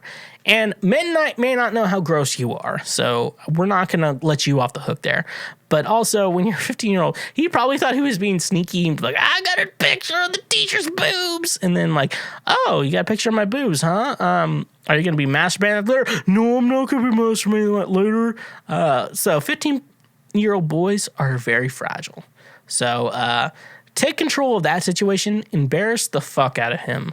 I have some nephews. I plan to embarrass the fuck out of them if they ever talk back to me. Only if they talk back to me, not just out of nowhere, because that is good ammo. And if they're like, oh, are you masturbating too? I'm like, yeah, I masturbated earlier today. What the fuck do you want to know about it? Yeah. So, obviously I know how you feel. Like, you probably feel like used and shit like that. But you have to realize that they're 15-year-old boys. So you can take advantage of them. This is from an older person who has been around longer than they probably should have. All right, next question. How to be single. So the big talk was had today, and we both decided to go our separate ways after 7 years of living together. I'm sad, but not too sad. It's been a while in the making, so as a 26-year-old male living in Southwest United Kingdom, I haven't been single really in my adult life. Our live truly alone. Oh, no, sorry. Or live truly alone. Okay, there we go. That's fucking how you're supposed to write it. So what advice would you give? How do you make friends, given that most of my friends were our friends? Also, what's the best thing about being single? And those of you who have been where I am, what do you wish you could tell yourself then? Okay. So it sounds like you've created... So you said 7 years ago. It sounds like you created your identity around this woman, which is wrong. You should never create your identity around a woman. You create your identity around yourself. So you fucked yourself when you went to that. So you're going to have to figure out your own identity. And you're going to have to go on a little bit soul searching, figure out who you are in life. You need to... At this point, I'm going to say, like, you probably need to figure out who you are without a fucking partner, because I guess I'm on the end of, like, my relationships are not anything to celebrate, but at the same time, I know who the fuck I am. Like, I know who I would say who is Schweezy, who is this man who lives his life. Like, what do I do day to day? Who am I? without a partner, because I guess if you figure out who you are without a partner, that's how you kind of figure out who you are as a person. And so you got to figure that person out. I mean, obviously 7 years is a very fucking long time. 7 years from, I'm going to say 2021? 2014. Yeah, man. 2014. I was working on an album I don't like now. So who was I even like trying to talk to back then? Super Christian women who were obviously, we all had like these idolizations of marriage, who like is super fucking toxic. So yeah, you're gonna have to figure out who you are. You're gonna have to figure out who you are without a partner, because I feel like you have to figure out. I don't know. I feel like with this idea, some marriages and stuff like that is like, oh, our identities only work when we're together. And then also like and there's really good marriages that I really look up to. And this idea of like, we're separate people, but together we make each other better. And I like that idea. So you said, yeah, you've been together for a while, bud. How do you make friends? Honestly, I'll tell you how I make friends. I force myself into friendships. I'm just like, we're friends now, and I'm going to force myself into everything you do. I say your friend's like, oh, we're having a party. I'm like, when is this at? What time and shit like that? So you kind of have to force yourself into friendships a little bit. That's what I do. But also at the same time, you can't be fucking dumb. So you have to be cool. So you got to learn how to be cool at the same time. So don't be a douche. Be fun. Be a fun hang at the same time. So since you have to make new friends, be a fun person to hang out with. So I am definitely not giving the best advice on this, but at the same time, figure out who you are and then also be a fun hang. So those are two very conflicting facts. I mean, there's pros and cons of being single. So it's with being single, it's kind of like this idea of, so here are the pros of being single, here are the cons. And then there's pros and cons of being in a relationship. And then everyone looks at it as the grass is always greener on the other side. And so like when you're single, you're like, oh, I wonder what it's like being in a relationship. And then when you're in a relationship, it's like, I wonder what it's like being single. I bet that has to be fun. And I have all my married friends hitting me up all the time like, I want to live vicariously through you. And I mean, I entertain them, but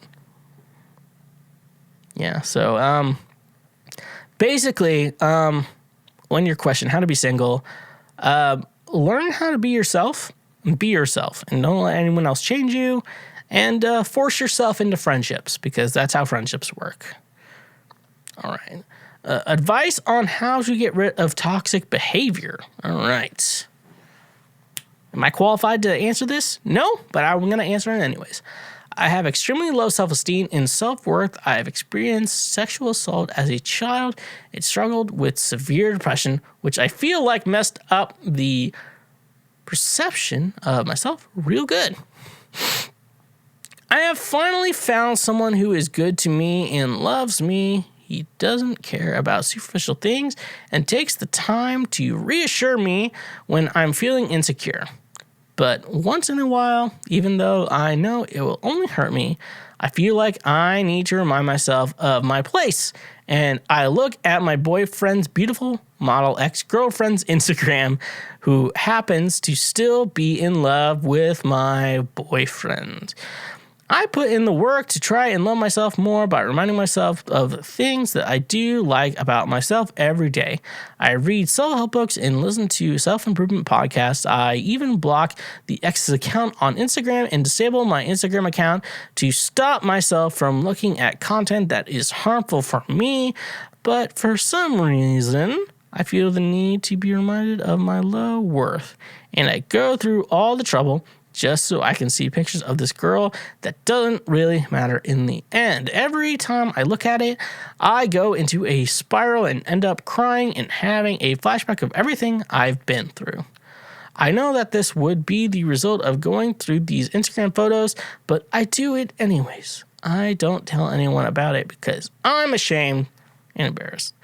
I feel like a crazy psycho girlfriend. I don't feel like anyone understands me. I feel like all the effort I'm putting in to be better is a waste because I can't shake the feeling that suffering and sadness is a place I'm familiar with. I feel like if I can be better, understand why this happens, maybe I can better understand myself and how to be better. Okay, so you're comparing yourself to your boyfriend's ex-girlfriend, and you feel low self-esteem. So I'm going to tell you this from my point of view of someone who does have low self-esteem. Fake it. Fake the fuck out of it.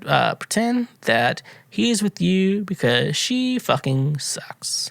And that you are better than her because he is with you and he is not with her. And if he thought you were better than her, he would be with her. But he's not. He's with you. And that's a good thing. That's my thing. If you still have problems with that, probably go to therapy. Obviously, I'll tell you this. I have problems with my self-esteem. Like, I'm trying to lose weight, and I lost a good ton of weight, and then I gained some back, and I'm now trying to get back to at least a good shape. But, also the pandy is, killing on me. Obviously, I think you need to figure out at least some sort of situation. Maybe he needs to reassure that he loves you and shit like that he chose you, not her, because obviously his ex is a model, and obviously, at least from what I know with your self-esteem, I haven't looked at a picture of you, so I can't judge, and obviously there's probably a good chance I looked at a picture of you and I'm like, are you fucking stupid? You look great. I'm a Jordan, I'm gonna assume 90% is that situation, that you look great, and his ex also looks great, but also is not as good as you because he chose you over her. Maybe just talk to him, be like, hey, I need a little bit more reassurance that you love me, because I've looked at pictures of your ex, and I feel that she is better looking than me, and I'm having self-esteem problems. So maybe talk about that. If not, just hopefully realize, if you can realize at least his intentions, and if he can confirm that he likes you more than her, that'll be good. All right. This episode's been taking a lot out of me. Intimacy beyond sex. I'm just curious on how you have practiced intimacy in your relationship besides sex and the typical cuddling and kissing. It's always nice to get some new ideas on how to further bond with your partner. Thank you in advance. All right. Intimacy beyond sex. So, obviously, I guess for me, I'm a broken human. The idea of if you have a problem, at least, not a problem with her necessarily, but just kind of a problem with your life, and you think of all these psychological problems and stuff like that. You tell her, I'm this is the problem I have, and I think about this all the time and shit like that. And instead of her backing away from you, I've had with a lot of toxic people, her just being okay, I understand that you have this problem, possibly a red flag to me, but at the same time, you identify it as a problem for you and a problem that you're not going to lay upon me in regards to a problem. That's decently good. So there's, obviously you have your problems in life, and basically you find someone you go against, hey, here's a problem I have, and you tell them your problem. It's a red flag, but you're also at the same time it's just saying I'm dealing with this on my own. This is not your problem. This is my problem. I think that's the idea of you want to be vulnerable with someone. And I guess as men, because women are oh, men should cry, and men should be more emotional with women. And then they do, and then women will freak out and do and then break up and do all this toxic fucking goddamn shit with men. And it's just fucking annoying to me that they do this. And so, I don't know, I hate the idea of the fake woke woman who's like, oh, my man wears nail polish and eyeliner, and like there's like, oh, my man is like Harry Styles, and then your actual man does shit like Harry Styles does, and you're like, oh, I'm unattracted to you right now. Just fuck you. So that's the problem. Like, men are so accustomed to being not emotional when we are emotional, and women are not attracted to that shit. So you're going to have to get used to being unattracted to your man. So that's what intimacy is, and that's the way it is. So, all right. Looks like I got a couple more questions left. How do I make it clear to a girl I don't like her? So I was talking to this girl that I'm really good friends with, and I said some stuff which I shouldn't have said that made her think I'm romantically interested in her. I wasn't flirting with her, but how do I make it clear I'm not interested? All right, so if you're in the idea of like she thinks you're romantically interested in her. So don't make any more accusations that you're romantically interested in her. However, if she's romantically interested in you, make it clear that you're not into her. A lot of women have done that to me, and I think that I've got the message when they did that, and you will too. So if she keeps trying to hit you up, basically tell her be gone, thought, because that's the only response that you should give. So just tell her to be gone, thought, and she will be gone, because if she isn't gone, she's messed up. All right, looks like we only got 2 more questions here, so we're almost done with this. My girlfriend looks too much like a child, and it's freaking me out. Do I talk to her about it or leave it alone? We've been dating for 2 years. She's always had a baby face, but she still looked like a woman. This is not to body shame her, but you'll see what I mean soon. She has lost so much weight, and this combined with her face makes her look like a literal child. Her body is now so frail and looks different to her previous self. Even her personality has become more childish, which isn't a problem in itself if she didn't look so young now.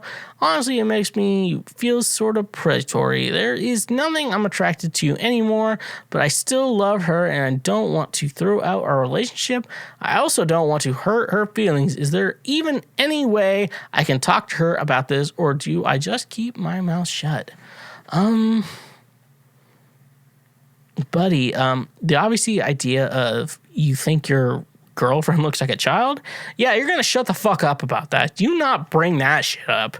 That is a fight waiting to happen. But also, there's also this idea that she may have an eating disorder or some sort of like disorder, eating, weight, some shit. Like, I don't know. I'm not a scientist. I fucking have a music degree. There's some sort of disorder with her in regards to that. That could be a problem. I honestly, as a human being, I don't know the best way to support at least an eating disorder of the under-eating and not eating. So I wish I could give you more advice on that, but honestly, I feel like if I tried to do something, I obviously know there's shit like shouldn't do, but I know what you need to do to like gain the weight back. But this is like the psychological side of that, where I don't know how to like properly talk to someone, be like, hey, eat this, eat that. Like, can you eat this? Good. Just keep eating that. Like, eat this whole basket of bread if you're into it. Because like your idea is like, don't eat that, don't eat that. Eating disorders are weird. I mean, I probably have like some of the overeating disorder, I'm willing to admit. Like I have or at least the overeating. And I'm working on that. I've been working on that for a while now because I could just eat nonstop forever. But she may have the undereating, and I know it's just that's difficult. So if you could figure out if she has an eating disorder, you got to find help in the proper terminal for that. Only way to say. But In regards to, yeah, she looks underage to me. You can shut the fuck up about that. Because as long as she's actually overage, you shouldn't have a problem. So, the eating disorder sounds a lot worse than your fucking problem, bitch. All right, last question. We've been on this show for way too long. My boyfriend, I can't believe I saved this for last. I can't believe I fucking did this. My boyfriend needs to pee in every room of our apartment every week to feel secure. I'm not mentally stable for this. All right, let's persist. My boyfriend and I have been together for 3 years, and we planned to move in together about a year back, but because of COVID, everything got pushed, so we didn't. But luckily for us, we ended up being able to buy an apartment instead of renting, and now we've settled in a 4-bedroom apartment that is in an amazing location, close enough to my family and his. So we're almost done with renovations, and 2 days ago, after work, I decided to pop in to check on how it's going because my boyfriend told me the construction guys, who are his friends, something like ex-classmates, would be there, and I thought I could give them some drinks and dinner. But when I arrive, the house is really quiet, and I see my boyfriend's shoes near the front door and his jacket on the island table. I called for him, but he didn't answer, so I walked in and found one of the room doors, the master bedroom, closed. I opened it, and I was so shocked to find my boyfriend peeing into a pot at the corner of the room. I was so startled. I yelped, and he turns around and pisses on our beds in the process. At this point, I'm so confused, but finding it quite funny, and so I started laughing, thinking it was a joke or something. I don't know, but later on during dinner, he sits me down and tells me that he and his brother had a tradition whenever they went to hotels or moved houses to pee into a pot together just for good luck at first, and now it makes him feel secure, which, okay, good for him. I thought it was just going to be a one-time thing and was going to laugh and move past it, but then he told me he had to do it once a week. I obviously was shocked because I've never lived with him, and honestly, this weirds me out so much. We've been dating for 3 years, and so I don't want to break up, but I don't know if I can deal with the thought of my boyfriend/future husband needs to take a piss in a pot every week in every room of the house. What do I do? Please help. Okay. What the hell did I just fucking read?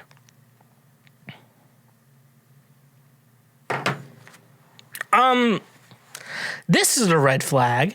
Tell him to stop this shit. You shouldn't deal with this shit.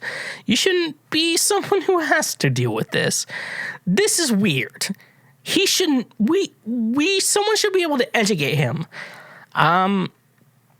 If he's too ride or die for you, obviously ride or die is out now on all your streaming platforms. Embarrass him in front of his friends, because this is a stupid fucking thing he should do. Every week he has to do this. Every week. It's okay as a one-time thing, but if he's doing this multiple times, all the time, you shouldn't have to deal with this. You shouldn't have to deal with this. This is a red flag.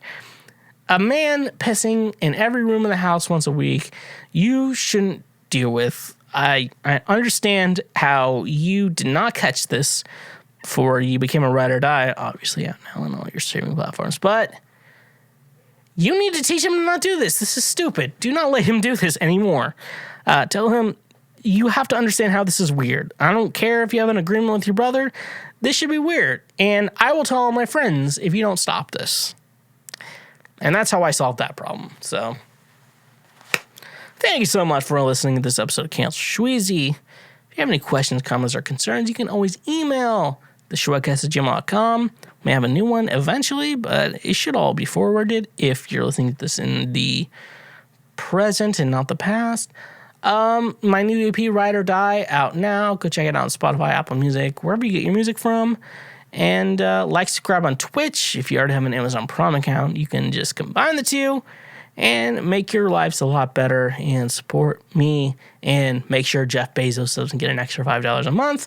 And if you want to be a full throttle supporter, go check us out on Patreon. $5 a month, you get ad-free episodes of this show and all of the Schweezy Podcast Universe shows. So, nevertheless, I'll persist, and that's the way it is. So, take it easy, everyone, and take it easy.